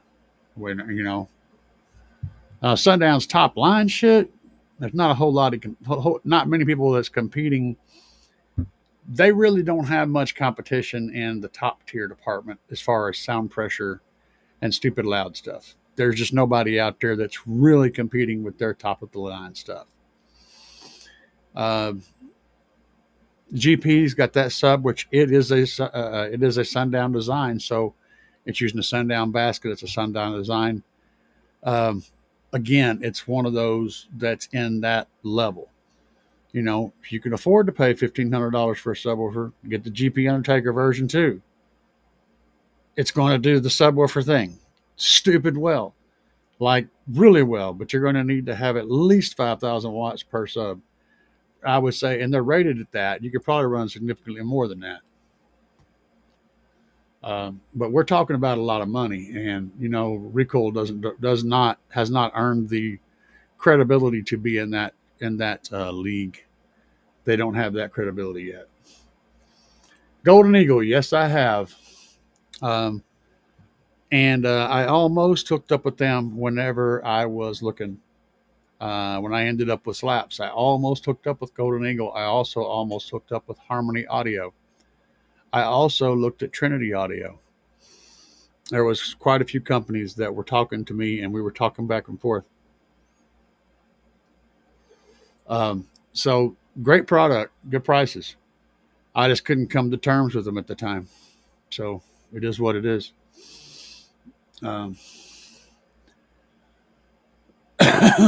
Better tuning. Golden Eagle's kind of EVL territory from what I experienced. Maybe. Which is not necessarily a good thing. The EVL is kind of a speaker with a very colored history. It has a loyal fan base and also a loyal base of people that hate it, and it's very divisive, kind of like the Tesla truck, except not as good as the Tesla truck, or as bad as the Tesla. Depends on how you look at it. I do like the fact that Elon Musk is he's actually revolutionized a lot of shit. A lot of the stuff that we're playing with today, we have him to thank for pushing the battery technology and getting, because that's where all this lithium's coming from. You could thank Elon Musk for all of it, because whenever he actually created an industry that needed lithium to run on, he kicked the researchers into gear building that stuff, and nobody was really doing that prior to then. So we have him to thank for our amazing batteries in a roundabout way. Yeah, 6 is a little, like I said, it's a budget thing. It all depends on what your budget is. It's steep for my budget. I can't, and especially for what I'm getting, I can't appreciate that. I don't think the sub is worth quite that much. Not that it's a bad sub, I just don't think it's worth quite that much. So that's my problem with them. That said, B2 has got a few things that you can find. They got some pretty cool deals on some amplifiers, and they're pretty cool amplifiers. They got the little DSP like on my wall back here. It's a really good buy. They've also got some good mids and highs. B2 has some good stuff. I just don't agree with the prices across the board on their stuff. Blue collar. Let's see. Joe Berserker said blue collar. I have 4 Golden Eagle 18s about 3 foot away. 1500 watt RMS. 25 millimeters X-Max for the money. Decent. Got you, boss. Like I said, I almost got lined up with them. I researched a lot of stuff. I was looking specifically for gear, and then I talked to the people that own the companies. I liked the the ones I picked in the end, my final picks were Slapz Audio and Trinity. And Trinity makes really good shit. They got some really badass subs. They're not cheap though. They're still pricey. I liked Harmony too. And Harmony, that company is actually located right down the road from me, like within a 20-minute drive from my house. And I still haven't been over there yet because I'm a stupid ass and I keep forgetting about it. But the Harmony 15s were a solid choice. So I was looking at those three, and then I kind of decided that Trinity was outside of my price bracket, and I couldn't get a hold of Harmony to talk to them over the email. And I immediately got a hold of Slapz, and they immediately started working with me. So that just kind of took over. It was a combination of the people, the product, the price, all those things together led me to Slapz. I was able to communicate with them quickly and competently, and the prices were right, and the equipment was right. Everything was right. All those things, all the boxes were checked. So they ended up getting the deal. I did a build with some Rockville Punisher 8s and then 10s and a Silverado for a customer. Not bad subs at all. Yeah, and they you don't want to overpower those either because they overrate their voice calls. But yeah, they're not bad subs. They actually sound pretty good. I've heard I've had a buddy that was running 4 15s and in a ported flat wall, a driver ported flat wall in a Crown Vic, a Lex police car, doing high 50s, like in that build with Rockville Punishers. So but he was burping them and that was it, and he wasn't giving them power for any length of time. So I don't know, but yeah, they can do great things as long as you know what you're messing with and you don't overdo it. Yeah, no, my probe was definitely not turbo. The Ford probe had the Ford Taurus engine and transmission in it, but it was a cool little car. It was really a cool car. It was a good looking car. I had an Eagle Talon too, which was essentially a Mitsubishi 3000. I liked it. I drove it for a long time. That's back when I was working as a manager at Wendy's, and I was working my ass off, dude. I was putting in 70, 80 hours a week every week. And they said, "Oh, we're gonna make you a manager." They did that, and then they made me a store manager. They did that, and that was a mistake because they started giving me, salary, and salaries where they fuck you from sideways, man.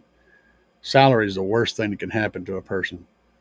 They basically decided that I did not need to leave the store anymore, and I would work. Yeah, dude, I was working so many hours. I was working in multiple stores. I was jumping from store to store, covering for the managers. The district manager was talking about making me a district manager, and him moving into a different position. And I ended up leaving. I couldn't handle the stress anymore. I did that shit for 9 years. And that's an absolute shit show, man. Fast food management is the second most stressful job in existence. The first one being as an ER doctor. If you find the list, fast food management is number 2. And I can 100% vouch for that.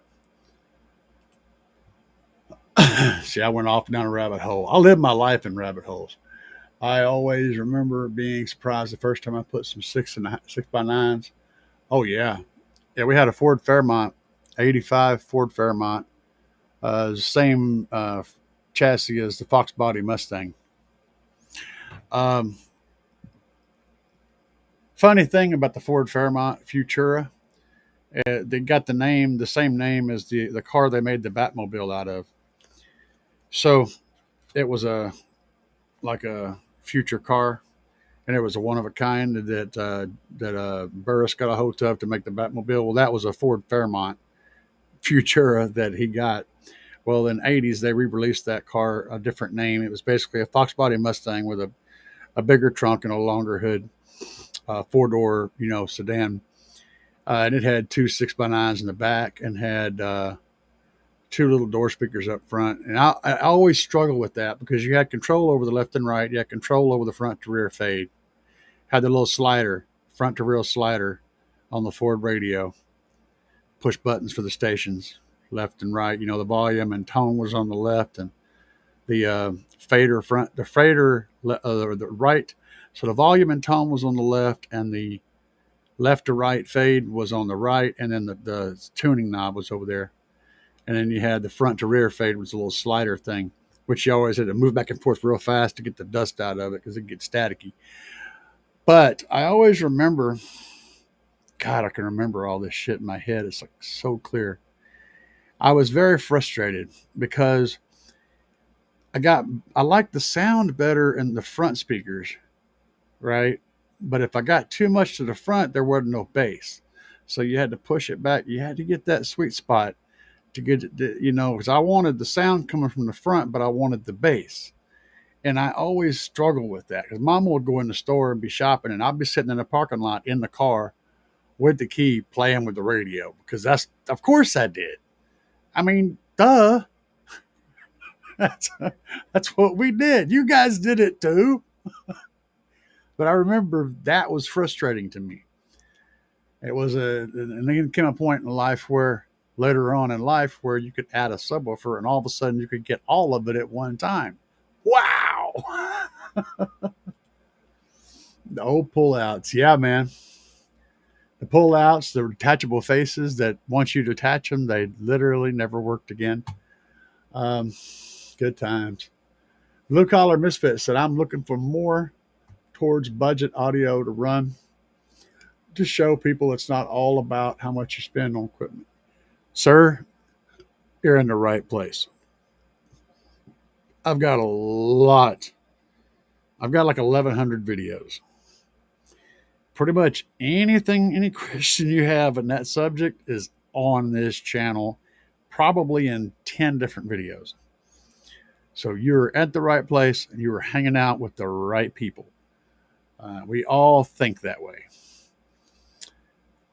Nothing like walking through the mall with your radio facing your pocket. Yeah. I didn't get to go to malls back then. I grew up in the country, so I knew what a mall was, but I never went to one because it was hundreds of miles away from where I lived. But yeah, nothing funnier than seeing someone use 8,000 watts to get a 140 dB score. And W, that's an interesting thing that actually happens. And what I've found most of the time is they're not getting anywhere near that much power out of it. They'll have an 8,000 watt amp in it, have decent subs, and then have total crap for electrical. And so they're not getting anywhere near that much power out of it. And even if they are, then they built their box way too small that it's just, yeah. But yeah, it can be frustrating to be there. I mean, I see the same thing. I mean, right now I'm pulling 153 dB out of my Tahoe, but I see guys that are running half of the shit that I've got that are getting a significantly higher score than me. So there's always somebody out there that's looking at you going, what the hell? It doesn't matter how big you are. There's somebody else that's doing more with less. You know what I'm saying? But so I've learned to just enjoy life and just find your own road and try to stay on that and just, fight yourself, compete with yourself.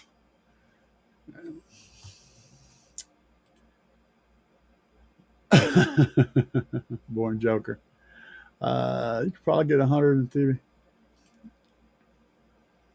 Yeah, you could probably get 130 with $1,000. Oh, you could do it a lot less than that, man. A lot less. It's the vast majority of it's about the box. Getting the right box and the right vehicle. And You can make a high sound pressure level, but that doesn't mean it's going to sound good. It's just going to make a loud noise that'll make the meter go up high. But yeah, that doesn't require a lot of money. It just requires a very specific build. The more brains you have, the this is the truth across the board, but the more brains you have, the more you use this, the less you have to use this. Okay.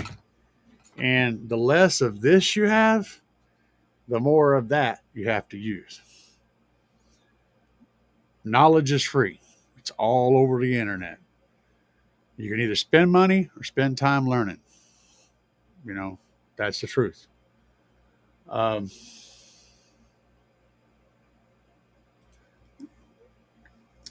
yep, exactly. For small cab, sure. That's always a plus. The smaller the space is that you're trying to pressurize, the more pressure you can build. It's just physics, you know. If you start out with a lot of space, you got to shrink it. You know, bringing in a wall, pushing that cabin, squeezing that cabin this direction. Door panels, thicker door panels, bring in the doors, squeezes the space up a little more. A large console, people have done that trick.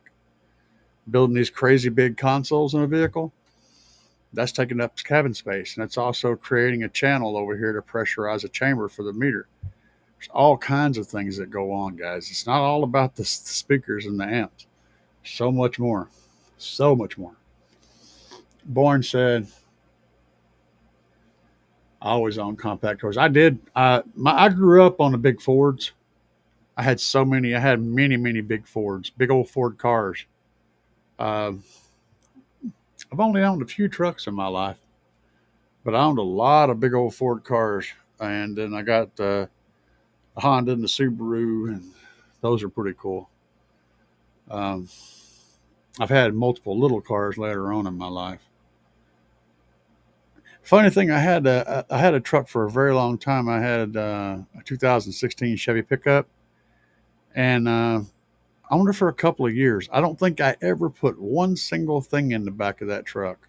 Not one single thing did I ever put in the back of that truck. Interesting, right? 4x6s, best dash base forever. Hey, I like my 4x6s. I like the little Alpine Type R 4x6s. I mean, Alpine Type R's are nasty speakers.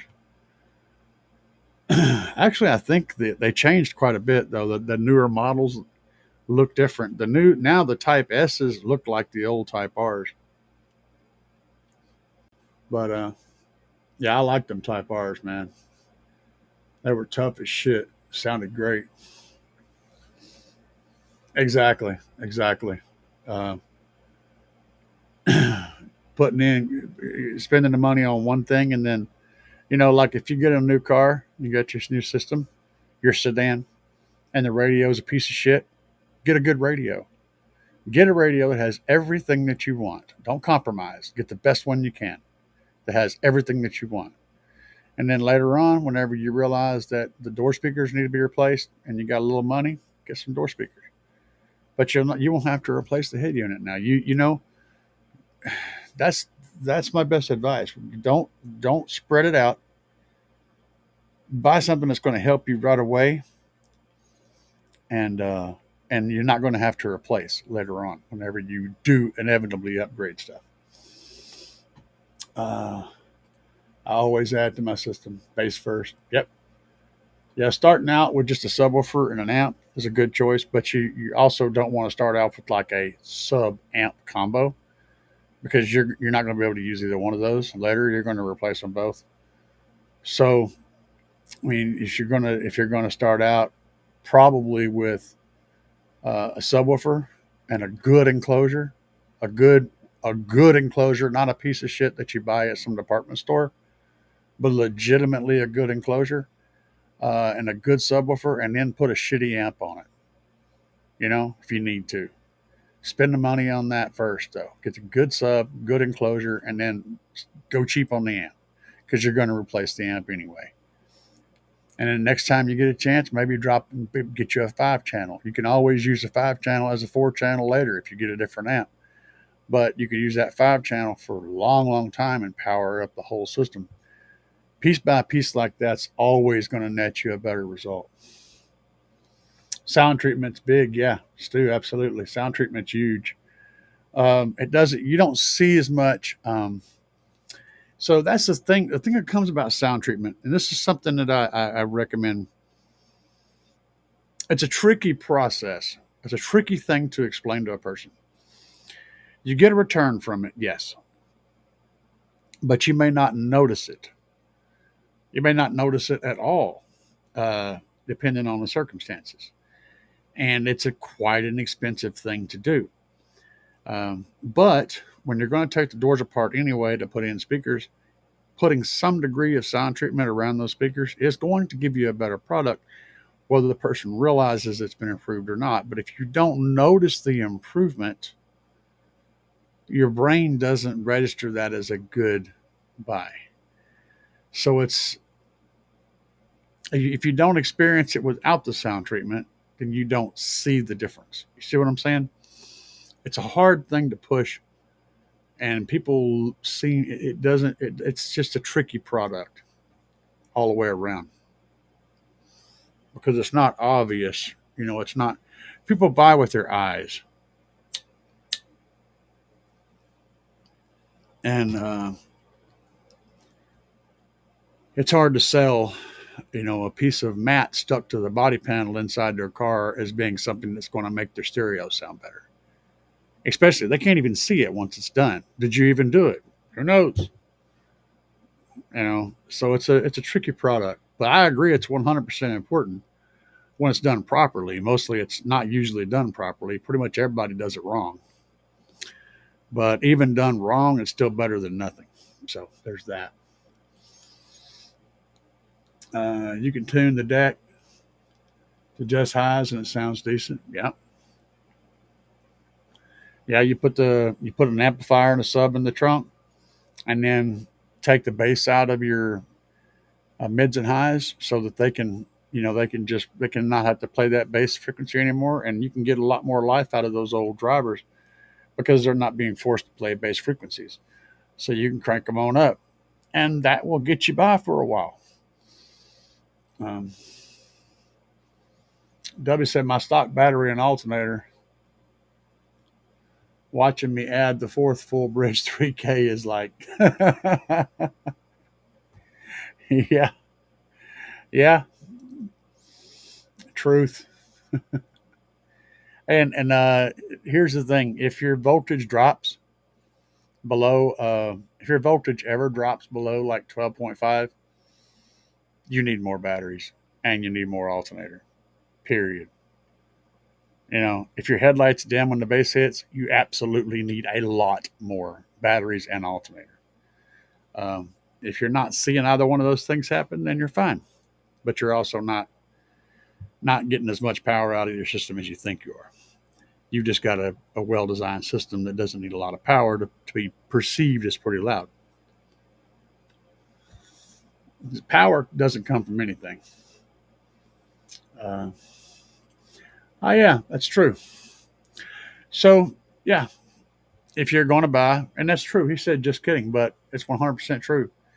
If you're going to, if you're wanting to get a whole big system, the way to do it is to go to any of them, pretty much all of them, Big Jeff, Sky High, GP, whoever you want to go to. They have financing options. One of them, some of them have same as cash for a certain amount of time. So I forget the one that I used to use. I used one when I was driving a truck. I used it all the time. Bought my tires and everything else with it. The point is, it's just the same. It's a way to check out and get. Well, I got a list up here. Maybe they're in one of these is in here. No, they're not. Let me go back to that V2 site and see if it's listed there. Not on the V2 site. Anyway, A lot of them have a same as cash policy. So whenever you finance the thing through this Akima, that's who I used, Akima. You set it up, you get it financed, they pay your bill and everything. Then you call up Akima and you say, I want to reset my payments to where I can pay the whole thing off in 90 days. Um, and then they'll set up your automatic payments to come out of your check, however often you have set, and to have it all paid off within 3 months. If you do that, you don't pay anything over the price of the purchase. There's no interest rate at all, zero. Um, and that is how you utilize that. But you have to do it that way. If you do it that way and you pay it and you make sure you pay it all off in 90 days, then you pay no interest rates. If you continue to pay it over the whole full length of the loan, you're going to be paying like twice as much for finance charges, total double in the price. But pay it off within 90 days, you can get that interest-free money, man, same as cash. And I've done it over and over and over again. This isn't me talking out of my ass. This is me telling you what I've done many times. This is the standard procedure. I've never paid it out full. I always paid it off within 90 days, every time.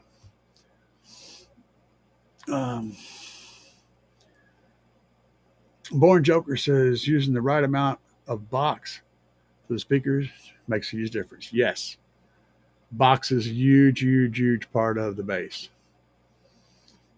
Speaker placement, if you have the option. If you have the option. A lot of times you're working with, in a vehicle, you're working with whatever they give you unless you do some custom stuff, which is also a thing. Born Joker says, perfect example of manufacturers and the symbols almost everything in the United States. Yeah. Costco buying a new 75-inch TV. Oh, that's where you are. Got the goats and everything. Yeah. Tell Mama I said hi.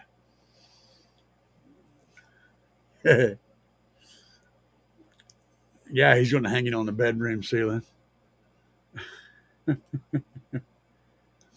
I wish the chains hang from there. Trinity M series. Yeah, the H is what I had my eyes on. I know, big boy panties. Yeah.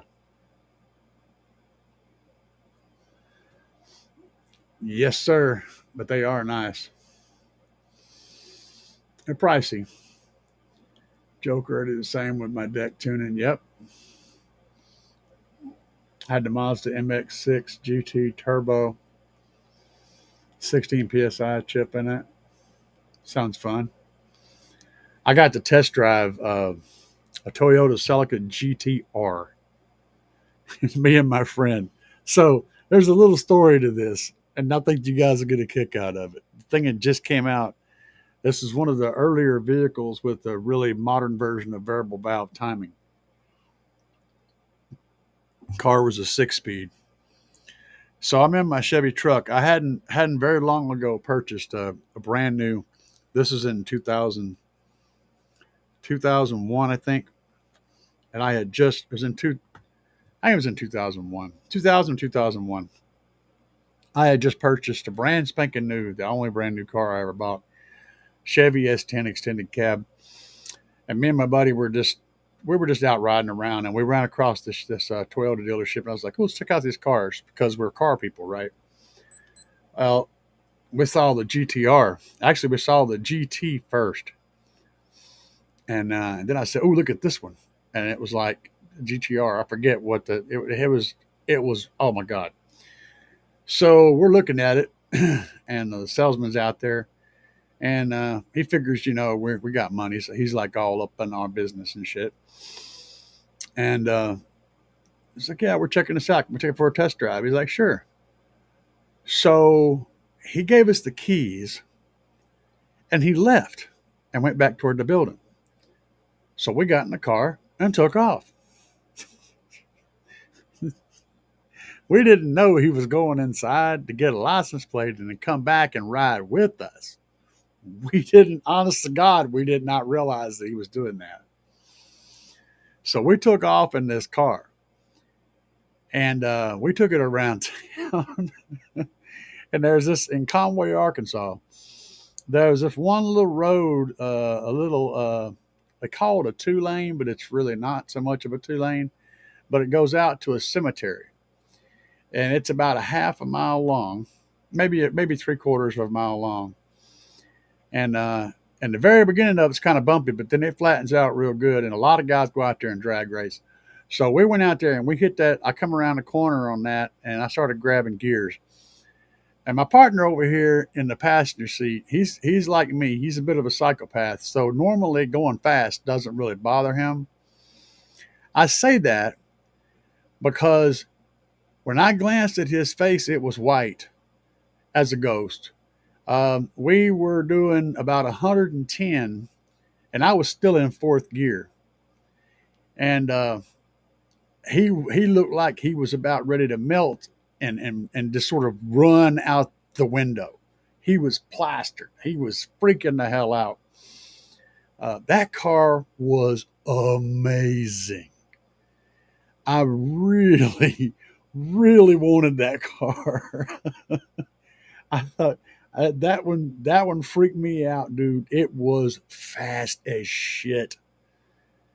A really, really quick car and a blast to drive. We took it back to the lot and got it pulled up in the lot, and there was like 10 people out there.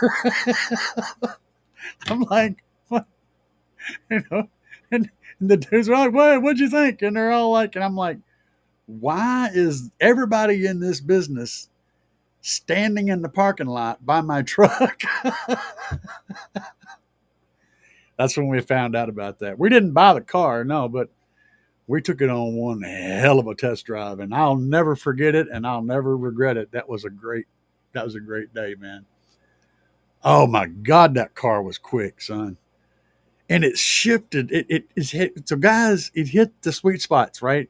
It shifted really smooth, slap, pam, pam, pam. And it handled tight like it was literally bolted to the road. And at the same damn time, it had a good ride to it. It was comfortable.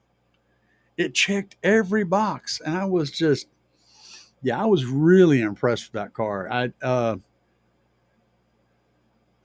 wished I could have bought that thing. I would have loved it. But yeah, good times. The Mazda MX. You got me talking about cars, man. I've not just test drove, I've drove some really exotic shit in my life. I've gotten to drive a Lamborghini Countach. I don't recommend that for anybody. That's like getting inside of a torture chamber. That thing's hideous, man. It looks good. It looks really good. But it sucks to be inside of. You don't want nothing to do with that thing. That's one of them vehicles you park in the yard and then just look at it every once in a while. You don't want to drive that damn thing anywhere. I have an '06 Tahoe that has a Pioneer double din with a 13 band EQ, 2-volt pre-outs. Would I get more pre-out voltage if I hooked up a Clarion? You need a line driver or just get a DSP, man. That's the best way to solve that. It's just get a DSP, get the little B2 DSP, and that'll solve that problem plus a bunch more. So that's my suggestion.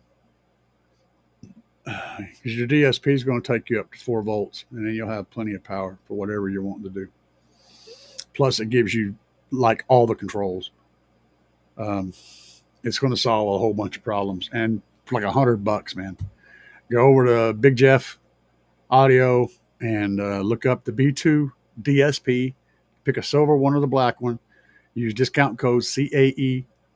You'll get a little discount on it, and get that in.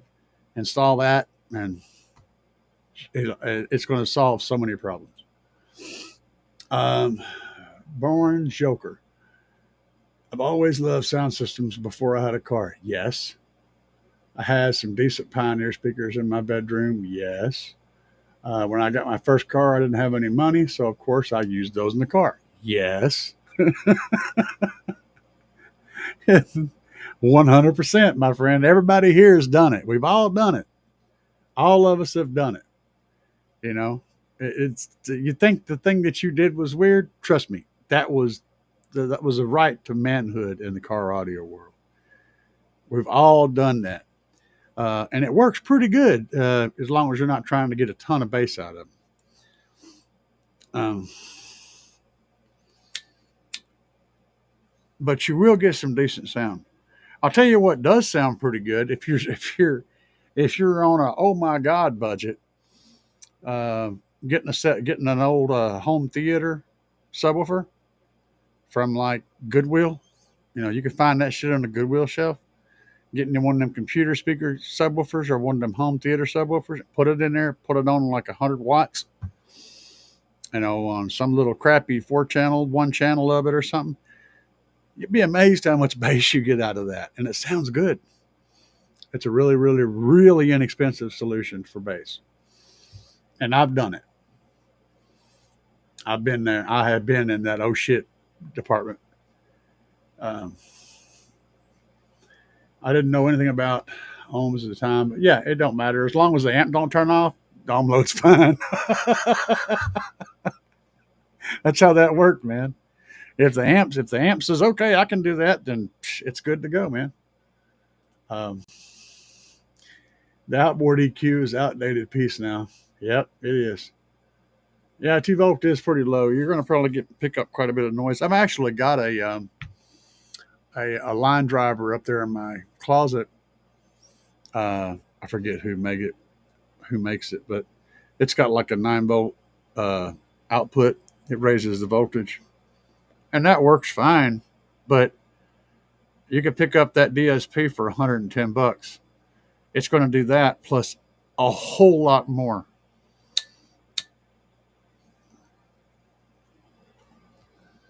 It's hard to recommend, you know, a BB gun whenever you can get a 22 for the same price. You know what I'm saying? Efficiency is king, W says. For me, sounding good is first priority. Yeah, and I agree with you. I have different things going on in my world, but guys, believe me, I am an SQ guy. I really am. What I do is demo crazy, windy, low stuff, really loud, but I enjoy that for a different reason. When I'm listening to music, it needs to sound amazing. When I'm demoing, it's got to sound good, but it means to float hair, blow people around, and be stupid loud. It's a whole different experience. It's like driving a car versus riding on a roller coaster. 2 different things. And I like them both for different reasons. Let's see here. I have my 212s and my game room and got crazy SPL. I got a 15 over here that I use for my bass right now. And that amplifier you're looking at back over my shoulder, that shit's all hooked up, guys. That's what runs my my audio in this room is all running off of that. I'm getting my mids and highs off the Slapz. My subwoofer's getting powered off the Hyanka, and it's all running through that B2 audio DSP. And my computer, which I'm on right now, runs through the B2 audio DSP. And that's where I get all my sound. Comes through all that stuff. That's what's powering my computer sound system, which is what I watch. Everything on, edit video, everything that I do runs through that sound system. Let's see here. So yeah, efficiency. I'll get down through here and see what else we got. About 2 small space crossfire. Yep. Oh man, Joe Berserker. I wonder if Chrysler ever realized they named the car after the worst fuel injection system ever made. I don't know. You lost me on that one.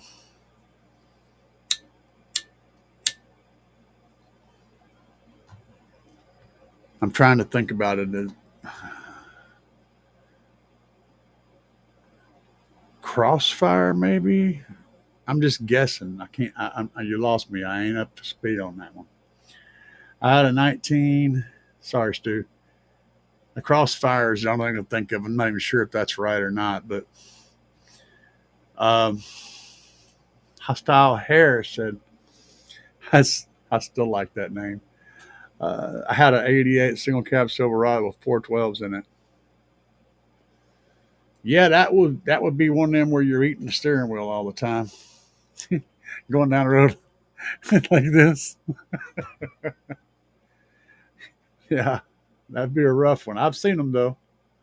Um, I was involved in that shit to an extreme. I didn't have any pickup trucks real growing up. Back when the single cab was, that's what everybody had. Short bed single cab. If you didn't have that, you weren't cool. And I was driving a 20-foot long Ford LTDs and Thunderbirds and shit. Uh, Punch 150 and a couple Aerotech arms. Burned up a Punch 150 on my Cutlass back in the day. Ran 16 gauge power and ground wire. Yeah, that's not a good sign. It's a bad sign, Private. Terrible. It's called paying for experience. And we had to earn those stripes, baby. You had to pay for them. One way or the other, you got to pay for that. Pay for it in blood.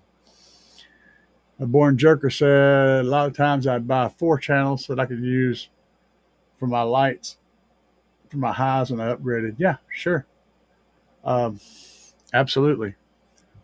The thing about sound treatment is you're only as good as your weakest link. Yep, it's true as well. It's just tricky to sell. I mean, you can always do the demo thing where you go clink, clink, clink, bang, bang, bang. That's kind of obvious, but it's tricky to get that across to people. I just find it difficult. And most of the time, the sad thing is that vast majority of the time, it isn't installed correctly at all. So people are paying for a lot of stuff that it's not helping at all. It's going to help some, even if it's installed badly. But Stu said there's a lot of things that fall under the sound treatment category. Exactly, Stu. Stu knows exactly what I'm talking about when I make that statement. Pioneer, yeah. It's Pioneer SQ quality. SQ quality. It's SQ stands for sound quality. So, is Pioneer sound quality? That's a name brand, bro. That's not a component. The first thing is just take away the name brand on literally everything that you see, and now look at all the other stuff that's on there, and that's the stuff that's important. So, if you're talking about a head unit, Pioneer head units usually are pretty good, and they will get the job done. That doesn't mean that they're any better than most of the other head units.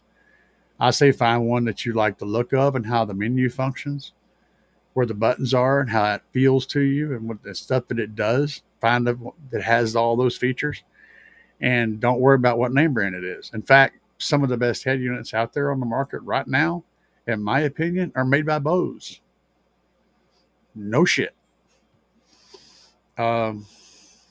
Bose, same damn company, or not Bose, but Boss. Excuse me, I'm talking bad about both of them.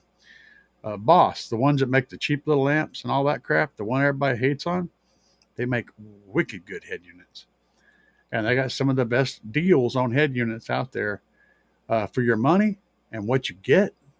They're on point. Look at them, check them out. I got a buddy that sells a shit ton of them. He never has returns. He never has to do warranties on them. They're solid.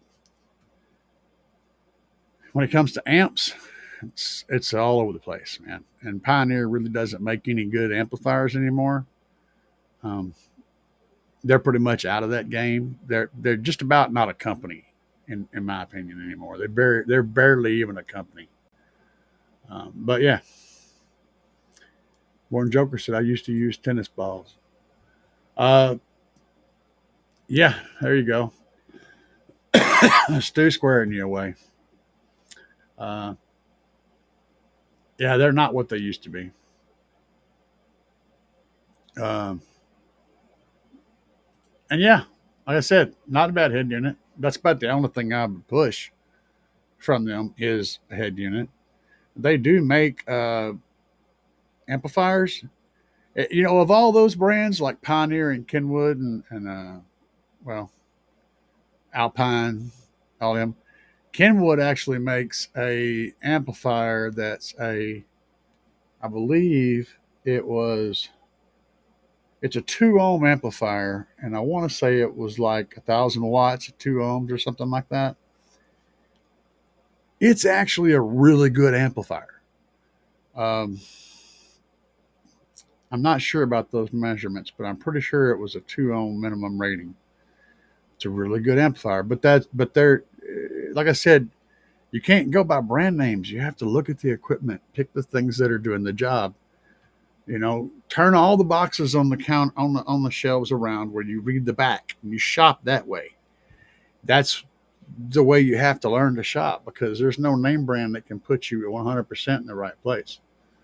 You just can't do it that way anymore. And I agree with you on that, Cornet. Kenwood, Exelon line, and JVC. I like the menu. I like the way the software is on those radios. They're reliable and they sound good, and the software is great. But if you want something big and crazy, those Boss radios, check into that shit. Check into that.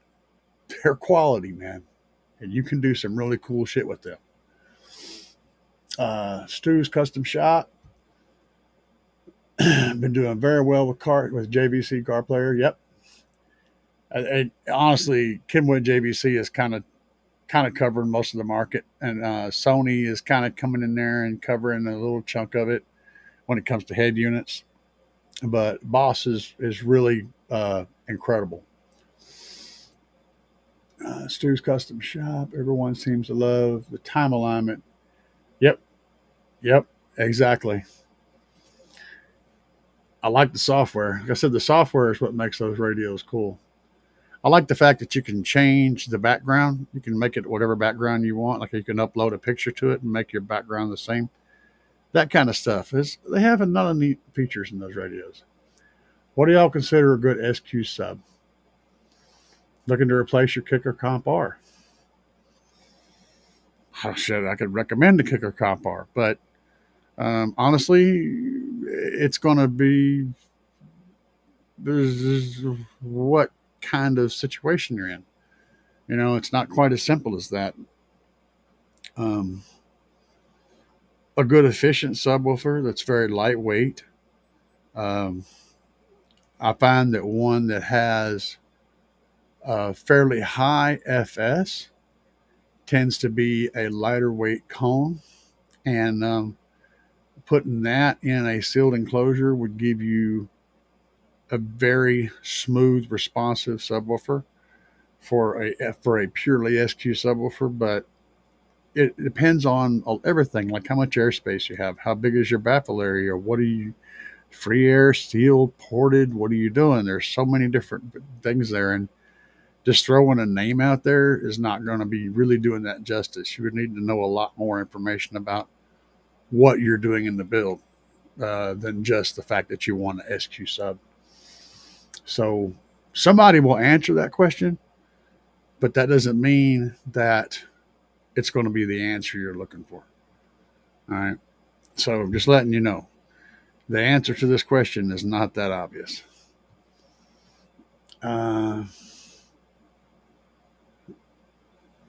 Honestly, that Kicker Comp R is a little bit less on the SQ side than I recommend, but you know, it is what it is. Whatever sounds good. I remember doing 110 with my Beamer. Felt like I was doing 60. Yeah, that's how that was, dude. That thing was just cooking. That car was fast. So there's a few left. Kicker Files good. Alpine off the top of my head. Alpine doesn't quite know who they are, not quite who they used to be. Truth. Try a Comp Q. That's a good choice as well. Yeah. That would probably solve it, but you still need to know all the other information that I was trying to get from him.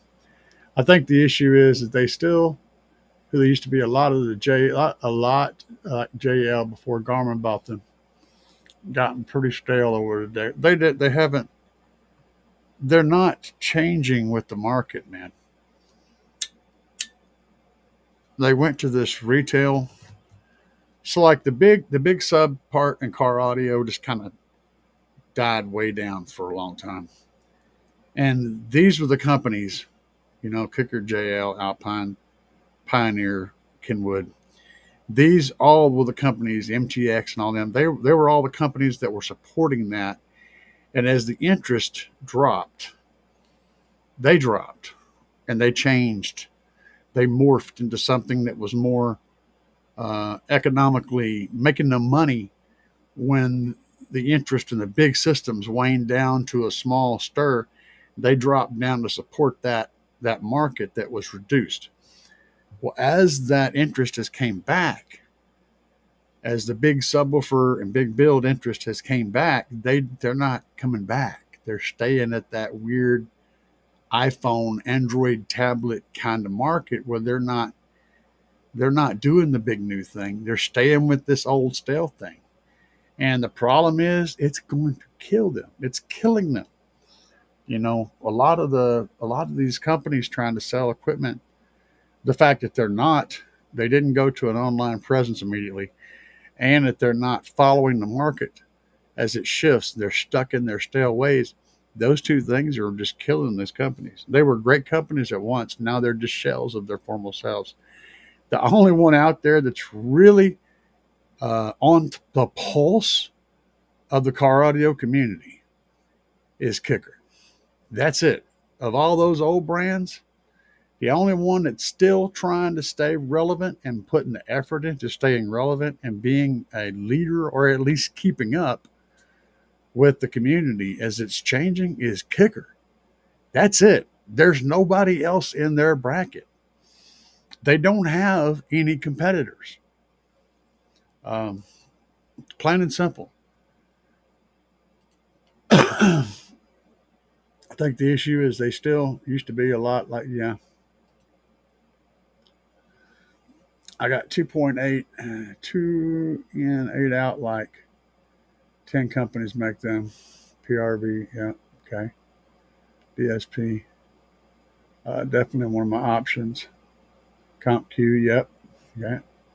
Skip on down here. Born Joker, I've been learning a bit about really high-end audio. One of the best amps in the world is only 150 watts. Sure, doable, stable up to 33 ohms. 0 ohms, man. CompQ plays deep and clean in the right box.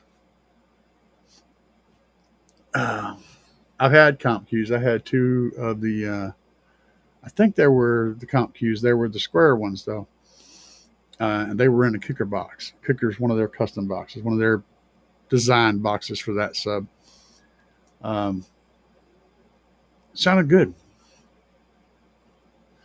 I ran them for about 6 months or so. Yeah, it's definitely one of my options. My brother bought 2 Depons 4512s with Subwoofer Box I recommend for them. Kings of Bass. The 4512s. I recommend that you go over to GP Car Audio, go to the True Spec boxes, and find one in there for the 4512 that probably already have that design there. If they do not, there's a thing you can fill out there, a little form, and they can build one for you. The True Spec boxes come pre-assembled, shipped, completely put together, but they're not. You can get them customized, but they're going to come pretty basic, but really perfectly built to the subwoofer specs. That's where you're going to find the best, and they're not going to be crazy expensive. They're actually pretty inexpensive. So go to GP Car Audio, True Spec boxes, look for that sub in there. And you should be able to find one, because they do handle Depons, a lot of Depons, and a lot of Sundown they've got on the website.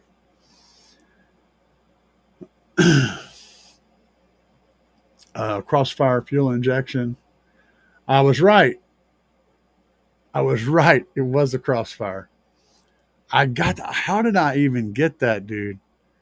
I can't believe I got that right.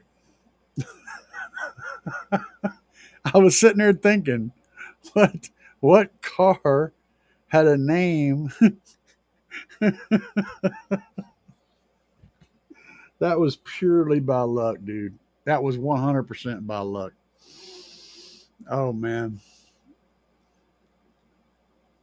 yeah. The early '80s Corvettes were really sad. My favorite Corvette though was the year right before they started going downhill like that.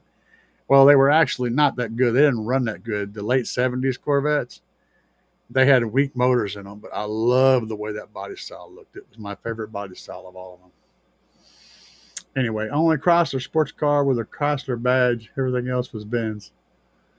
Let's see, stuffed 3 MTX 10s and the back of a single cab 2000 S10. I had two JL 15W3s and a sealed box in the back of my S10. That was an extended cab, of course, because of course I did. Now it's pretty much the only thing you could buy is extended cab. But I had two JL W315s on a Memphis 1000D, one of the chrome Memphis amps. Yeah, and it slammed, and that was a completely stock stereo, stock speakers everywhere in there. It was all this factory shit. I just added the subs and the amp. And it hit hard. I was listening to Eminem a lot, man. Remember that? Working as a manager, I was slamming Eminem. I cranked that shit full tilt, man, when I left the store at night. I needed my brains right. Pioneer that ever impressed me. Joe, looking through all your stuff, what do you think about the Memphis Mojo? Not impressed. The Mojo, well, actually, the 15s, they're good subs. Just don't screw with the Memphis amps, especially their top of the line, like the Memphis Bell. That's a piece of shit. It's a complete piece of shit. The PRS, I think it is, line with the little green light up line on them. Those are good amps. Those are solid amps. Their top of the line amps, I don't think they're good at all. And you don't want to mess with their amp with the DSP in it. You don't want to mess with the Memphis Bell. Stay away from their top of the line shit. It's all crap. But the subs are not bad. The Mojo subs, especially, and I was really impressed with the small ones, like the 6.5s and 8s, the 8-inch Mojos. Really potent little subwoofers. I just don't care for most of their amp line, except for the ones with the green stripe on them. I think it's PRS, if I remember correctly. Those are good. It contains counts reputation and preference. Yeah. Best Buy has deals on Pioneer amps. Yeah, I don't. No, I'll pass. So George Salas, what's up, man? One question: what kind of Slapz audio amplifier should I put to power my Q class L7 15-inch D2? L7. What's that, like a 1500 watt RMS? I don't know what the RMS is on that. That's, let's see here. Somebody will probably give you an answer before I will. But I'm trying to answer this question. So the Q class, I don't remember what the Q class 15s are rated at. They're probably at 1,000 watts, maybe like 750 or 1,000 or something like that. So you don't need a ton of power. If I was going to recommend something for that power output, especially if you're running cues. Means you're probably a sound quality person. Yeah, I think if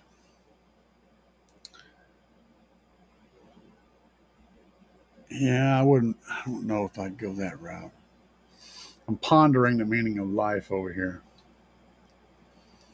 I would probably go with a little more power than you need and then dial it back. Um, so I'd probably recommend the Slapz 5K, Shock 5K.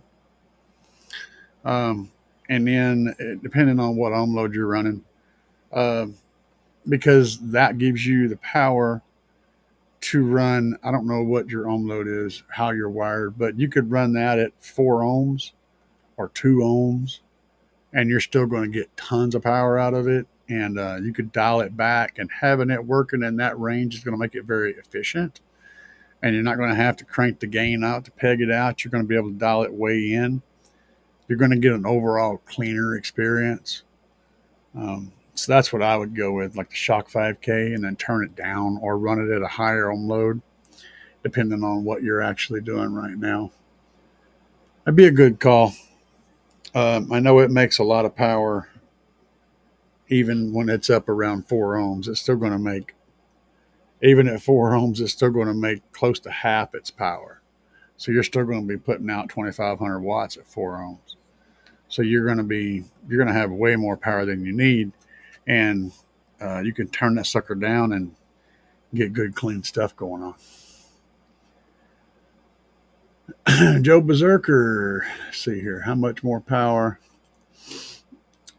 George said, okay, we're on the same question. How much more power than 1,200 watt RMS? Got you. Yeah, I wouldn't want to put much more than that, but like I said, you can run a much bigger amplifier. You just have to turn the power down. And I wouldn't run any more power than what their RMS rating is. I wouldn't probably even run at their RMS rating. I'd be like looking at around 1,000 watts per. But you don't want to run a 2,000 watt amplifier, because then you're putting it to the very limit. Running something like a 3 or 4 or 5,000 watt amplifier, you can turn them gains down and give them just a little power, and they're going to be very efficient. You're going to have a ton of headroom. It's going to work better. It's going to run cooler and more efficiently, and the amplifier will never have to work hard to do the job. It's just the best way to go. Overpower and then turn it down. You know what I'm saying? Off topic. Shit, what topic? Joe said, yeah, I said off topic, but where to get those glasses from? You have to go to the your glasses place and look in the sunglasses area. Find a set of Ray-Bans, aviators, and buy those. And then you hand them the glasses and say, put my lenses in these. That's how that works. So you order a pair of Ray-Ban aviators. These are not the aviators. I had the last pair I was, but that's essentially where you're going to find them at. Then have them put you some tin in there. And you're good to go, man. Yeah, you're going to be like, damn, I got to pay like $200 and something for a pair of sunglasses. Then they're going to take the sunglasses out and keep the frame. And so it's like, what the hell is happening? Yeah, that's what's happening. That's how you do it. Born Joker, you're probably better off having an amplifier that's rated about 30%. That's what I just said. Absolutely. Yep. Literally just said, see, you guys are on my side. I love it. My people will answer your questions so good. They're all very, very smart. Do I like Memphis? Some. Like I said, I like the company. I used to like the company. The company's just doing some weird shit right now. I've owned a lot of Memphis in my life, though. So, yes. But there's some bad seeds out there you want to avoid. Like I said, don't get that Memphis Bell. Don't get that new, the most expensive stuff they make. Just stay away from that. Go down to their middle line. The middle line is still solid. They ain't messed with it much since the last, iteration of the company. But that upper line, they did weird stuff with that, and that's just not good. Uh, I got a friend that's in car audio. He was running Memphis as one of his brands. Uh, he had bought a shipment in of 12 Memphis bells, and he ended up having to do a warranty on every single one of them. And getting warranty work through Memphis is like putting socks on a rooster. You do not want to enter that competition. You won't like it. Which is why he dropped that brand, because warranty was horrible. The company's in a bad place right now. I hope they change. Sorry. I just know too much about the industry, guys. I'm sorry. All the magic is gone from them. You know what I'm saying? I know all the stuff going on behind the scenes, and it's not all good. Kenwood DMX 1057, bunch of letters. Great head unit. Awesome. Oh, that's expensive. That's unfortunate. We'll pass on that one. Actually, it's not terrible, man. You know, I paid that much for a head unit. In fact, it was a Kenwood Exelon. I think that I played. It was the top of the line. I still got that damn head unit somewhere in here. It was like $1,200 or $1,300. I wired system to 2 ohms because that was the lowest I could get it. Sure. That's where I'm at right now on my subs and my Tahoe, just because when I set it all up, it was set up for one thing and then I changed it. So that's how that goes. But that's about to change. That's about to change, baby. It's about to change. Joe Berserker, kicker, always is a standard. Now, kicker wasn't the big boy. Back in the 90s, they were a strong competitor, yes. But they weren't the big boy. They were,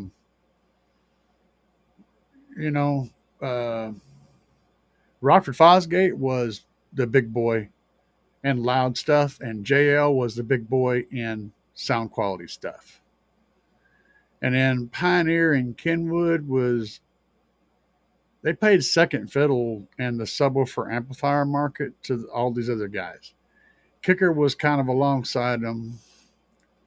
So it was mainly Kicker and Rockford that were kind of competing against each other in the SPL-ish area. The other guys were in different kind of little corners. And Alpine was sort of in the middle of all that, not really leaning one direction or the other. Man, they've went through so many changes. All these companies have gone through just these different avenues and paths because of the way the world changes and stuff.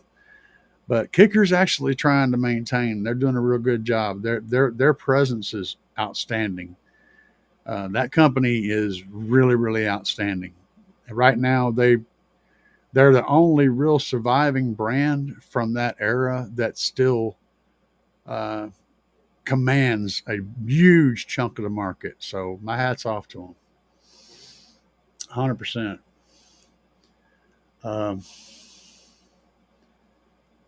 The internet says, Stu said, I think the internet's really screwed up a lot of the big companies. Oh, yeah.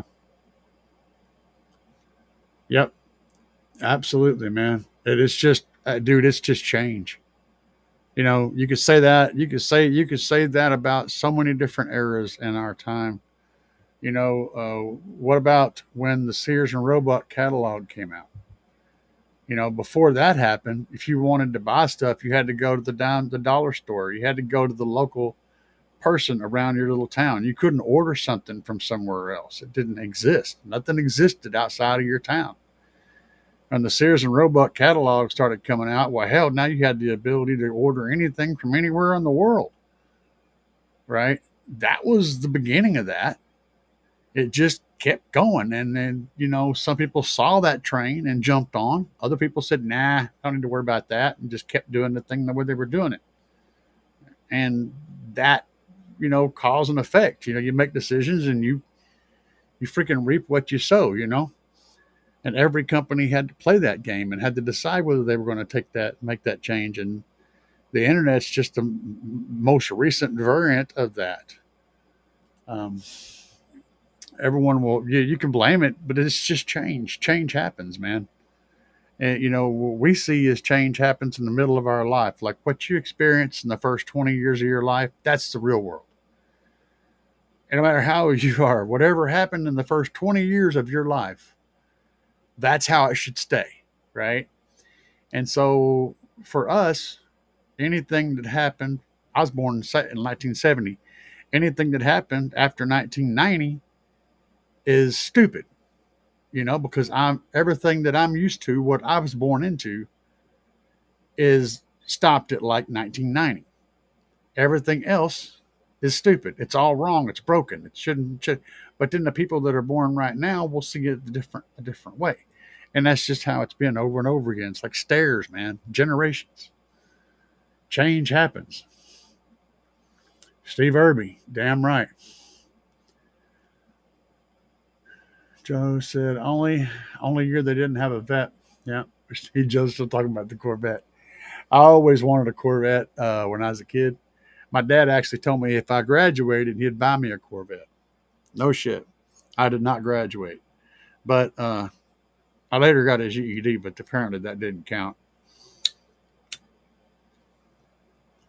But that was what I always wanted, was a Corvette, Stingray.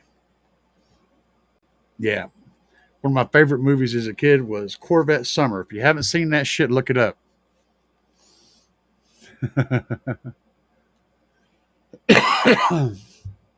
I wouldn't want one today, though. Nope. I wouldn't want nothing to do with a Corvette. I'd park it and I'd look at it. I'd drool on it, slobber on it, and smile at it and pet it. But I don't want to drive it. And if you're ever sitting in an old vet, just go out in the yard in the driveway and sit down on the concrete. That's what it feels like when you get in that thing. It's like you're sitting down on the ground, and it's atrocious. Trying to get in and out of one of those is like I don't even know, dude. It's just wrong. Same way with the Lamborghini. Let's see here.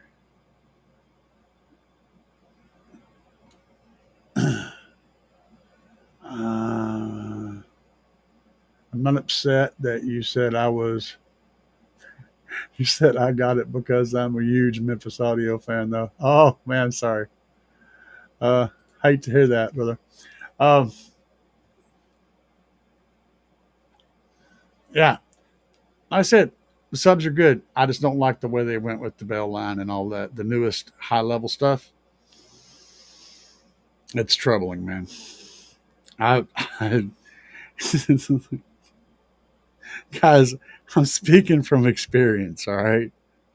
I've been in the shop helping to diagnose the problems over and over and over again. I've seen and been around the room while the fights were happening with Memphis trying to get stuff RMA'd and warranted. It's bad. The last change of the guard that happened a few years ago was bad. Now, the equipment that they had before then that hasn't changed, that shit's all good. They did some funky stuff, though. Just keeping your head up, man. I liked Memphis up until a few years ago, and now it's a mixed bag. I caught that 1200 watts RMS, man, after I stroke. But yeah, a 5K or even a 3K, but a 3K or a 5K would be fine because you're going to turn it down anyway. Just overpower them and don't actually overpower them. Get a bigger amp than what you need, and then back that gain down. Just crack it a little bit till you get the music you're looking for, and stop. And you'll be very happy with that. You'll have lots of dynamic headroom, which is good.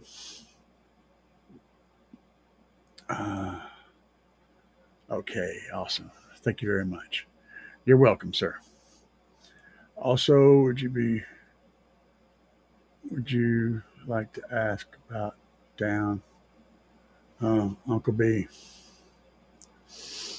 Let me see if I can understand this.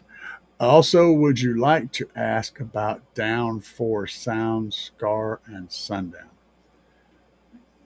Also, would like to ask about down for sounds, mixed bag. Not bad. I don't. I don't have a special place in my heart for the owner of the company. Used to, kind of lost that. Some sketch going on there, but as a company, it's not a bad company. Um, as far as down for sound goes, Scar uh, Sundown is spectacular, but you're going to pay a lot for the stuff. It's a different bracket of equipment, and it's mostly geared toward SPLs. If that's what you're into, and you have the budget to afford it, step up and fork over and get that big boy stuff. Absolutely. Because Jacob Fuller, I talked to him a couple days ago. Um, we actually sit and had a long conversation about a new subwoofer he's designing, which of course I have NDA on, so I can't talk about it. But he's a freaking genius when it comes to designing subwoofers. The man is absolutely a genius. So the stuff he builds is spectacular, but it's also expensive. If you can afford it, jump in it. As far as Scar goes, Scar's kind of a meh. I think I'll pass on most of the Scar stuff. A few bits and pieces here and there. It's not bad, but I can get better from Slapz for less. Much better from Slapz for less. So there you go. Stu headroom, yeah, exactly. It's a daily driver right there. Hell yeah, dude. Um, Stu said avoid the Memphis subwoofers with the LEDs in them. Yeah, I appreciate your input. No problem, my friend. You asked for it. I'm always honest. Um, Joe said Rockford Fosgate. I got the Series 1 before the Punch came out. It's like 13 or 14. I don't remember much about them. I couldn't afford that shit, man. I was dragging I was picking up whatever. Rockford was the king, man. They were the king. I think that for a pretty good while, Rockford was the number one in the SPL world. It was, because they was covering everything, and they still make a great product, but it's just not.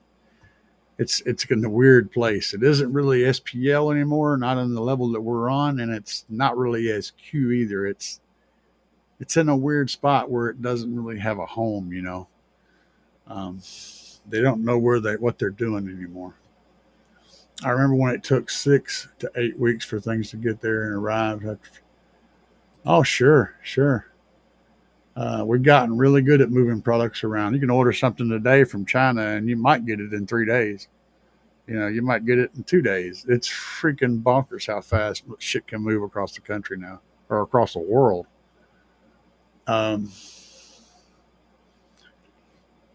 Let's see some of the Infinity stuff. Some of the Infinity stuff has plastic baskets now. The basket warps, yeah. Well, if you, and I agree with you, Cornnut, I really do. I've seen plastic baskets on different things. If you got a perfect mounting solution and everything's nice and flat and you can keep it straight, it can work. But I mean, like you said, it can work too. If you got anything just the tiniest bit off and it gets a little twist in it, it's going to misalign your coil and you're going to be slapping coil and all that shit. And that's never good. So, I mean, I get it 100%. Yeah, it is what it is, bro. This is the world we live in. There are some better plastics though that will act more like a metal, like that fiber, the fiber reinforced poly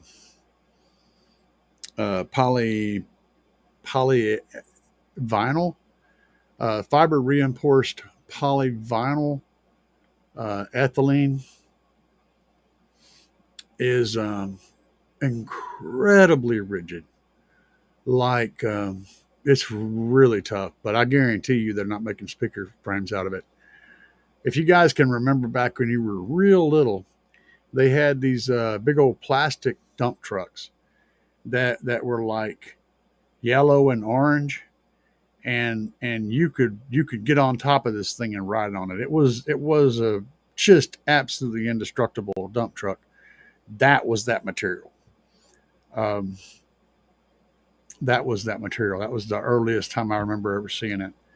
But it's real rough. A lot of certain tools will use it for certain parts of the tool, where you would normally have metal. They use that fiber reinforced plastic. Um, I know a little bit about plastic from working at 2 different factories where we made plastic parts and plastic stuff. You know, I learned and I absorb. You put me in an environment where there's shit to learn, and it doesn't matter. I'm just going to absorb stuff, and I don't forget it. And I learned a lot about different plastics out there, and I was fascinated by it, molds and machines and all that. So yeah, accurate plastics and diversified plastics. And here in Missouri, I worked at both of those 2 places. Yeah, entry level Infinities. Yep, I agree. My first 12 was in Memphis. I pushed it further than it was rated. Never quit on me. Yep. Let's see here. Something is up with Harmon. Corey, my buddy, who owns the shop, just picked up a JBL. He's not loving it so far. I have to look into that. Harmon or Harmony? No, it's supposed to be Harmon. Back in the old school, back here, putting up old school mothballs in the gas tank. Don't tell mom. It'll last longer if you listen to them. Yep. Yeah, I think the JBL GTO might have a plastic basket too. When it comes to the door speakers, it's not as big of a deal, but it's still a deal. And there's scenarios where metal baskets just ain't no good, and the marine being one of them. A door kind of is a marine environment, but I don't think it's as big of an issue with metal frames and a door, because they've been using them for years, and it's you don't typically have them like rusting out or corroding like up in the gap or anything. So yeah, it's probably less expensive, and it's lighter, and weight is a big deal on a car. So when factories do it, they do it that way for that reason. I don't know, man. There's always reasons. Car Audio Obsessed. Memphis separated from their parent company about 6 months ago. That may be the point. Yeah, that's the point when things went down. I will give Sundown a chance on my next bill. Yeah, sure. Like I said, if you got the, absolutely. Still, domes tend to be more forgiving than when it breaks up. But if the dome turned right, silk is better. Okay, so yeah, I'll play into that a little bit. We're talking about tweeters here, and metal, aluminum, beryllium, titanium, all of the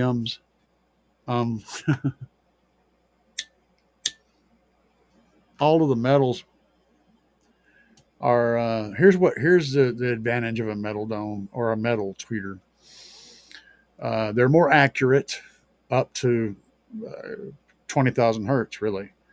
They handle power very, very well because the dome itself of the cone, the moving part, is connected to the coil. It's actually metal, and so it transfers heat. It acts like a heat sink and helps to get rid of heat. And it's significant how well it does that. So a metal tweeter is going to be more accurate, I would say, up until like 18,000 hertz. it's going to handle power better. When it does break up, though, when it loses it, like a tin can. So if this is your metal speaker, okay, whenever it gets misshapen, it makes that pop. You hear that? That is what the tweeter does. All right. A tweeter that's made out of a softer material won't reproduce as well because it's soft, but when it does break up, it doesn't make any noise. This is why people tend to like silk tweeters better, because even though they're not as accurate, when they do break up and distort, you don't hear it. With a metal tweeter, you do. So while they work great until that point, when they fail, they sound like hot shit. This is also a problem with aluminum woofer baskets and stuff too, or cones. Same concept.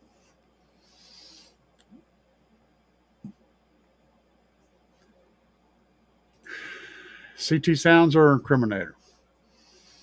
Incriminator. Both of them rank about the same level in my book. But I know Steve Meade prefers incriminator, and I trust his opinion. So if I had to pick one, I'd pick incriminator. That's the only reason. Yeah. Okay. Yeah. I figured out y'all were talking about tweeters there, and I had to jump in there. I did a lot of studying up on tweeters. I'm a big fan of any tweeter that doesn't sound like power acoustic. The trick is to stay away from polymer. Stay away from plastic tweeters. So pretty much all your cheap tweeters are polymer tweeters. And if you're not really good at tuning and getting everything right, if you're a half-ass tuner, silk is going to be your friend, because it can help. Whenever you do it wrong, silk is going to hide it better. If you're really good at tuning and you are really meticulous and you have a really picky ear, you're going to like the way a metal tweeter sounds better if you dial it in. It's going to be more accurate. The silk tweeter is just easier.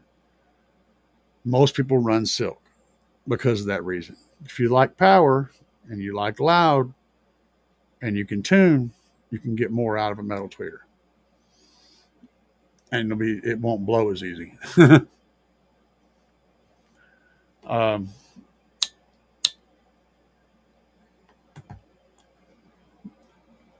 But I will say this. We were doing a thing, Audio Dynamic had a set, the 2000 series. They had the 1000s and the 2000s and their mids and highs. And they had a silk tweeter in the first set, the 2000s. And then they changed it to a metal tweeter. I hated the change. I hated it. Whenever we had them on the board, I absolutely loved, I still do, the way the Audio Dynamics 1000 and 2000 series mids and highs, phenomenal. I mean, just really good sounding components. And they were not expensive. And for some reason, the version 2, they used a metal dome tweeter. That tweeter sucked. I heard it immediately. I didn't even know they changed it. My buddy had put a new set in the board, and I heard them, and I'm like, what the hell is that? That's the new AD mids and highs. I'm like, what did they do? He's laughing. He's like, you hear it too, don't you? And I was like, oh my God. Yeah. And they changed the tweeters. They put a metal tweeter in there, and it wasn't a good metal tweeter. I don't know what they've done here recently, though. That didn't stick around. They changed some things up right after that. Yeah, it was bad. I heard it walking through the building coming in. I was like, oh my God, they were horrible. They sounded like shit. I really like Audio Dynamics' gear. They have really good gear, but they are really expensive. Cornut, was some Series 115s. Yeah, Rockford Fosgate. Kids' toys. Used to build. Yeah, but you know that truck I was talking about, right? That it was like a Tonka truck, but it wasn't a Tonka truck. It was made by somebody else. It was plastic, but it was freaking tough, man. We get on those things and ride them around. You could kill somebody with one of those things. It wasn't the Tonka. The Tonka trucks were metal. This was plastic, but it looked like that. It was made by like Erdl or some shit. I don't remember, but it was like yellow and orange, and it was made out of this real thick, heavy duty plastic. And like I said, it was a normal size, pretty good size toy truck, but it was so tough that you could jump up and down on it, and it did not care. It was just indestructible. Um, I can't remember the name, but it wasn't the Tonka. The Tonkas were the metal ones. Remember the Tonka trucks? You crush one of them, you stand on that, and it's whoosh. This thing wasn't like that. These things, you buy one of these things, and I guarantee you, you buy one for your kids, and then the grandkids, and then the great grandkids, and then the thing's going to be somewhere in the yard as a planter or something. It ain't never going to go away. It's just going to keep changing hands because they're indestructible. There's still some of them out there right now running around in a playground somewhere that's been there for 40 freaking years. Imagine what we could build if we all grouped together and built something. I bet we could blow the doors off of something. Well, hell yeah, man. I had several people that contributed to this build that's in my Tahoe right now. Cadillac Don, for one. You guys see him pop on. Car audio obsessed. Which do you prefer, silk or metal? I prefer silk because I'm stupid. Um, but if I'm going to be rocking it hard, it depends on the speaker, man. Because they're not all created equal. If you had to give me a generic choice, I'd pick silk. But that doesn't always mean that there's not a metal out there that's as good as a silk or even better. But if you're giving me a generic choice, I would choose silk because it's more forgiving. And my brain is not good enough to tune to that level. My ears aren't good enough to hear that level anymore. And I like the way silk sounds whenever it's done badly. Just being straight up. And still, I think it's not just the vocals, but it's the nuances of the vocals. There's certain songs that if the system is not tuned right, the song will just sound so off to me, and it's like I got a couple of tracks that I use to test my tunes because they're very unforgiving. And I have to look at my playlist to remember the name of this track. There's one, it's a 80s tune. There's a guy and a girl singing, and they both have a part in the early part of the song. And in the very beginning, it's easy, but then there's this one part where the guy's singing, and if you don't have the tune just right, it'll kind of does this weird thing with this voice, and it doesn't sound right. And if you get the tune exactly right, it'll sound perfect all the way through that part. But stuff like that, and there's certain times I'll hear cymbals, and the cymbals just sound like trash. I mean, just trash, and it just sounds like somebody's beating a garbage can lid. Um, Things like that, and certain parts of a vocal, when a girl's hitting the highs and her voice starts doing this weird, funky kind of a distortion to the top. That's the stuff that bugs the crap out of me, and that's all tweeter action. That's all tweeter action. But yeah, I agree. And some people don't even notice it, but to me, it's like shining a red light in my eyes. I can't miss it.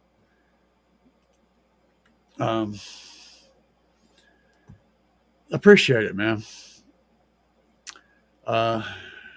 about parallel to my thoughts and experiences. Thank you. Let's see here. Let's say you want your neighbors to hear maybe some metal tweeters. Like I said, metal dissipates heat better. If you like cranking your shit all the time, especially if you like listening to rock where you're really giving them a hard time, because tweeters catch hell with rock. Metal tweeters are probably your friend.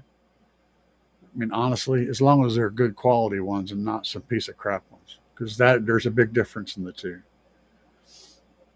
They dissipate heat better and they handle that stuff more accurately. You're less likely to notice you know, you'll get the bite without noticing the broken. It's complicated. But yeah, silk is still my favorite. Little tight trucks, maybe. That may have been little tight. I honestly don't remember what the name of those things was. I just remember that the color they were and the fact that they would not die. We actively tried to kill those trucks. Did bad things to them. Caraudioenthusiasts, yeah, we can be friends now. Hell yeah, dude. But you can find metal tweeters that sound great. It's just not all of them. There's a bunch that are not going to sound good. I can't hear 16 kilohertz or higher. Yeah, I think last time I did my test, it was like 17 was the point to where mine fell off. But I can still hear a tweeter breaking up. I can hear a breaking tweeter, and my right ear especially is really sensitive to a tweeter that's misbehaving, and so I'm super picky about that. And yeah, I know I run horn tweeters in my Tahoe. Horn tweeters are not all bad though. In fact, a lot of SQ builds use horn tweeters because they're directional, and the more you scatter, so like a horn tweeter shoots straight at you, okay, and whereas an open tweeter fires in a spray pattern. Well, in certain situations, that spray pattern's better because it's kind of everywhere. No matter where you are, you kind of get that effect, right? But the problem with that is you're also picking up a whole lot of reflected tweeter. So as you're picking up the sound bouncing off this wall, bouncing off this wall, bouncing off this wall, and all that's getting mixed in, and it muddies the tweeter sound. It takes away the crispness of it. So whenever you can not bounce stuff off the walls, you can isolate to just reproducing what's coming out of the speaker, and you can get a lot more accuracy. This isn't always good or bad, and it depends on the car, where the tweeter's at, how you do everything, what you like, a whole lot of stuff. But it does make a difference. Regardless, it does make a difference. Having the tweeter that just fires mostly at the listening area, but not all the way around, is going to give you a different sound. And so you can do some amazing things with horn tweeters. Right now, all I'm doing with them is playing them loud enough to where you can hear it over the bass in my Tahoe, because that's what my Tahoe does. It does bass a whole lot.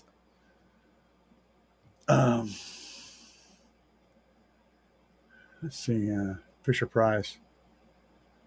Okay, he's thinking on it now. Did it have a handle to dump the back? I don't think so. I don't remember. Though it might have, like on the top. It may have had a handle on the top of the bed, maybe. I don't think it had like a sticky out handle. But I don't know. Can't remember. Yes. A DSP is your friend. But you got to be good enough to DSP it. And that's where you're going to want to use an analyzer. That way you're not trying to use your ears to do it, because old man ears are not going to be very helpful up in that range. And besides that, you don't want to sit there and listen to something that's screaming, 8, 9, 10, 12K at you for any length of time. You want to analyze that shit and mix it down, because that's a pain nobody needs. I did the same job on F-14s, F4s. Those navigation electronics. I'm just slimming through here. I've also learned recently the fewer speakers, the cleaner the sound. Yep. Yes, sir. It 100% agree with you on that. Less is more when it comes to sound. Let's see here. For some reason, my right ear doesn't work as well between 1 and 3K when riding with my wife.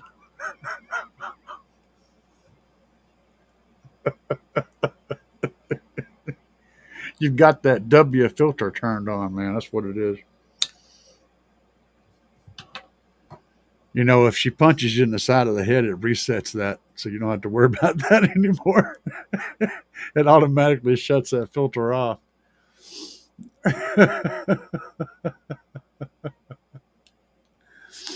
Little Tykes. He said Little Tykes.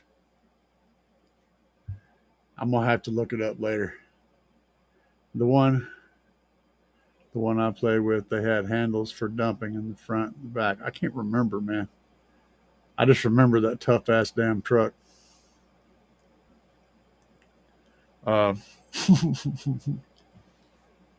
Had front wheels swiveled.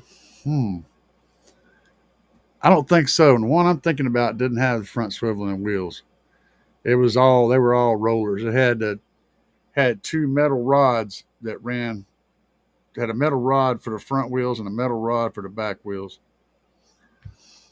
I tried to break it. I remember that. It didn't have the swivels. Just that. Well, you know what you're looking at may be new enough where they may have changed things up. So the toys do change. It may not even exist anymore as a new modern toy.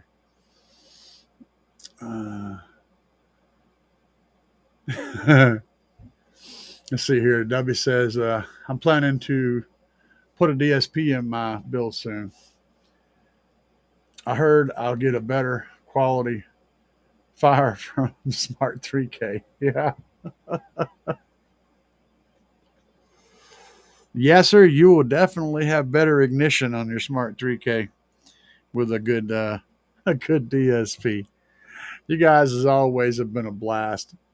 I love how our subject matter just goes all over the place. So much fun. I really enjoy hanging out with y'all. But we've been at this for over 3 hours. It's time for me to take a break. I got to watch some cat videos and shit. So you guys have an awesome night, man. Peace. Duck out of here.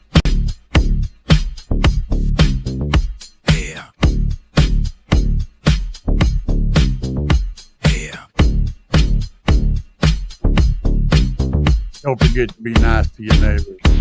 Show love to everyone. We need more love amongst our brothers and sisters. Out here banging up and down the street, slamming it to the ground. Big subwoofers are getting loud. You can feel the booming sound. Getting ready to go. Got it shined up for the show. Hours charging, amps are amping, gonna let the woofers blow. Another one bites the dust. Another one bites the dust. And another one goes, and another one goes, and another one bites the dust. We got more at home. Another one bites the dust.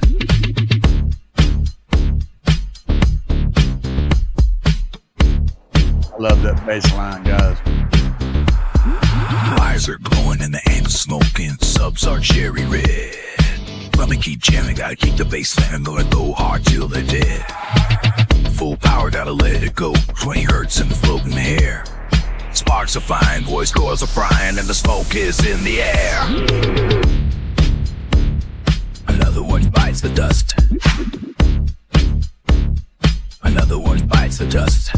And another one goes, and another one goes, and another one bites the dust. Hey, we got more at home. Another one bites the dust. I'll figure it out and I'll have it for the Sunday show, guys. Got it. Got it. Boom.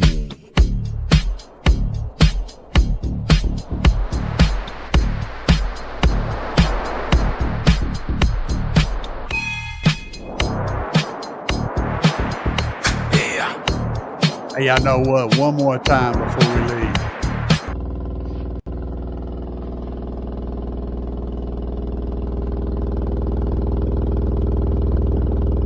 Discount code CAE. Get some, guys.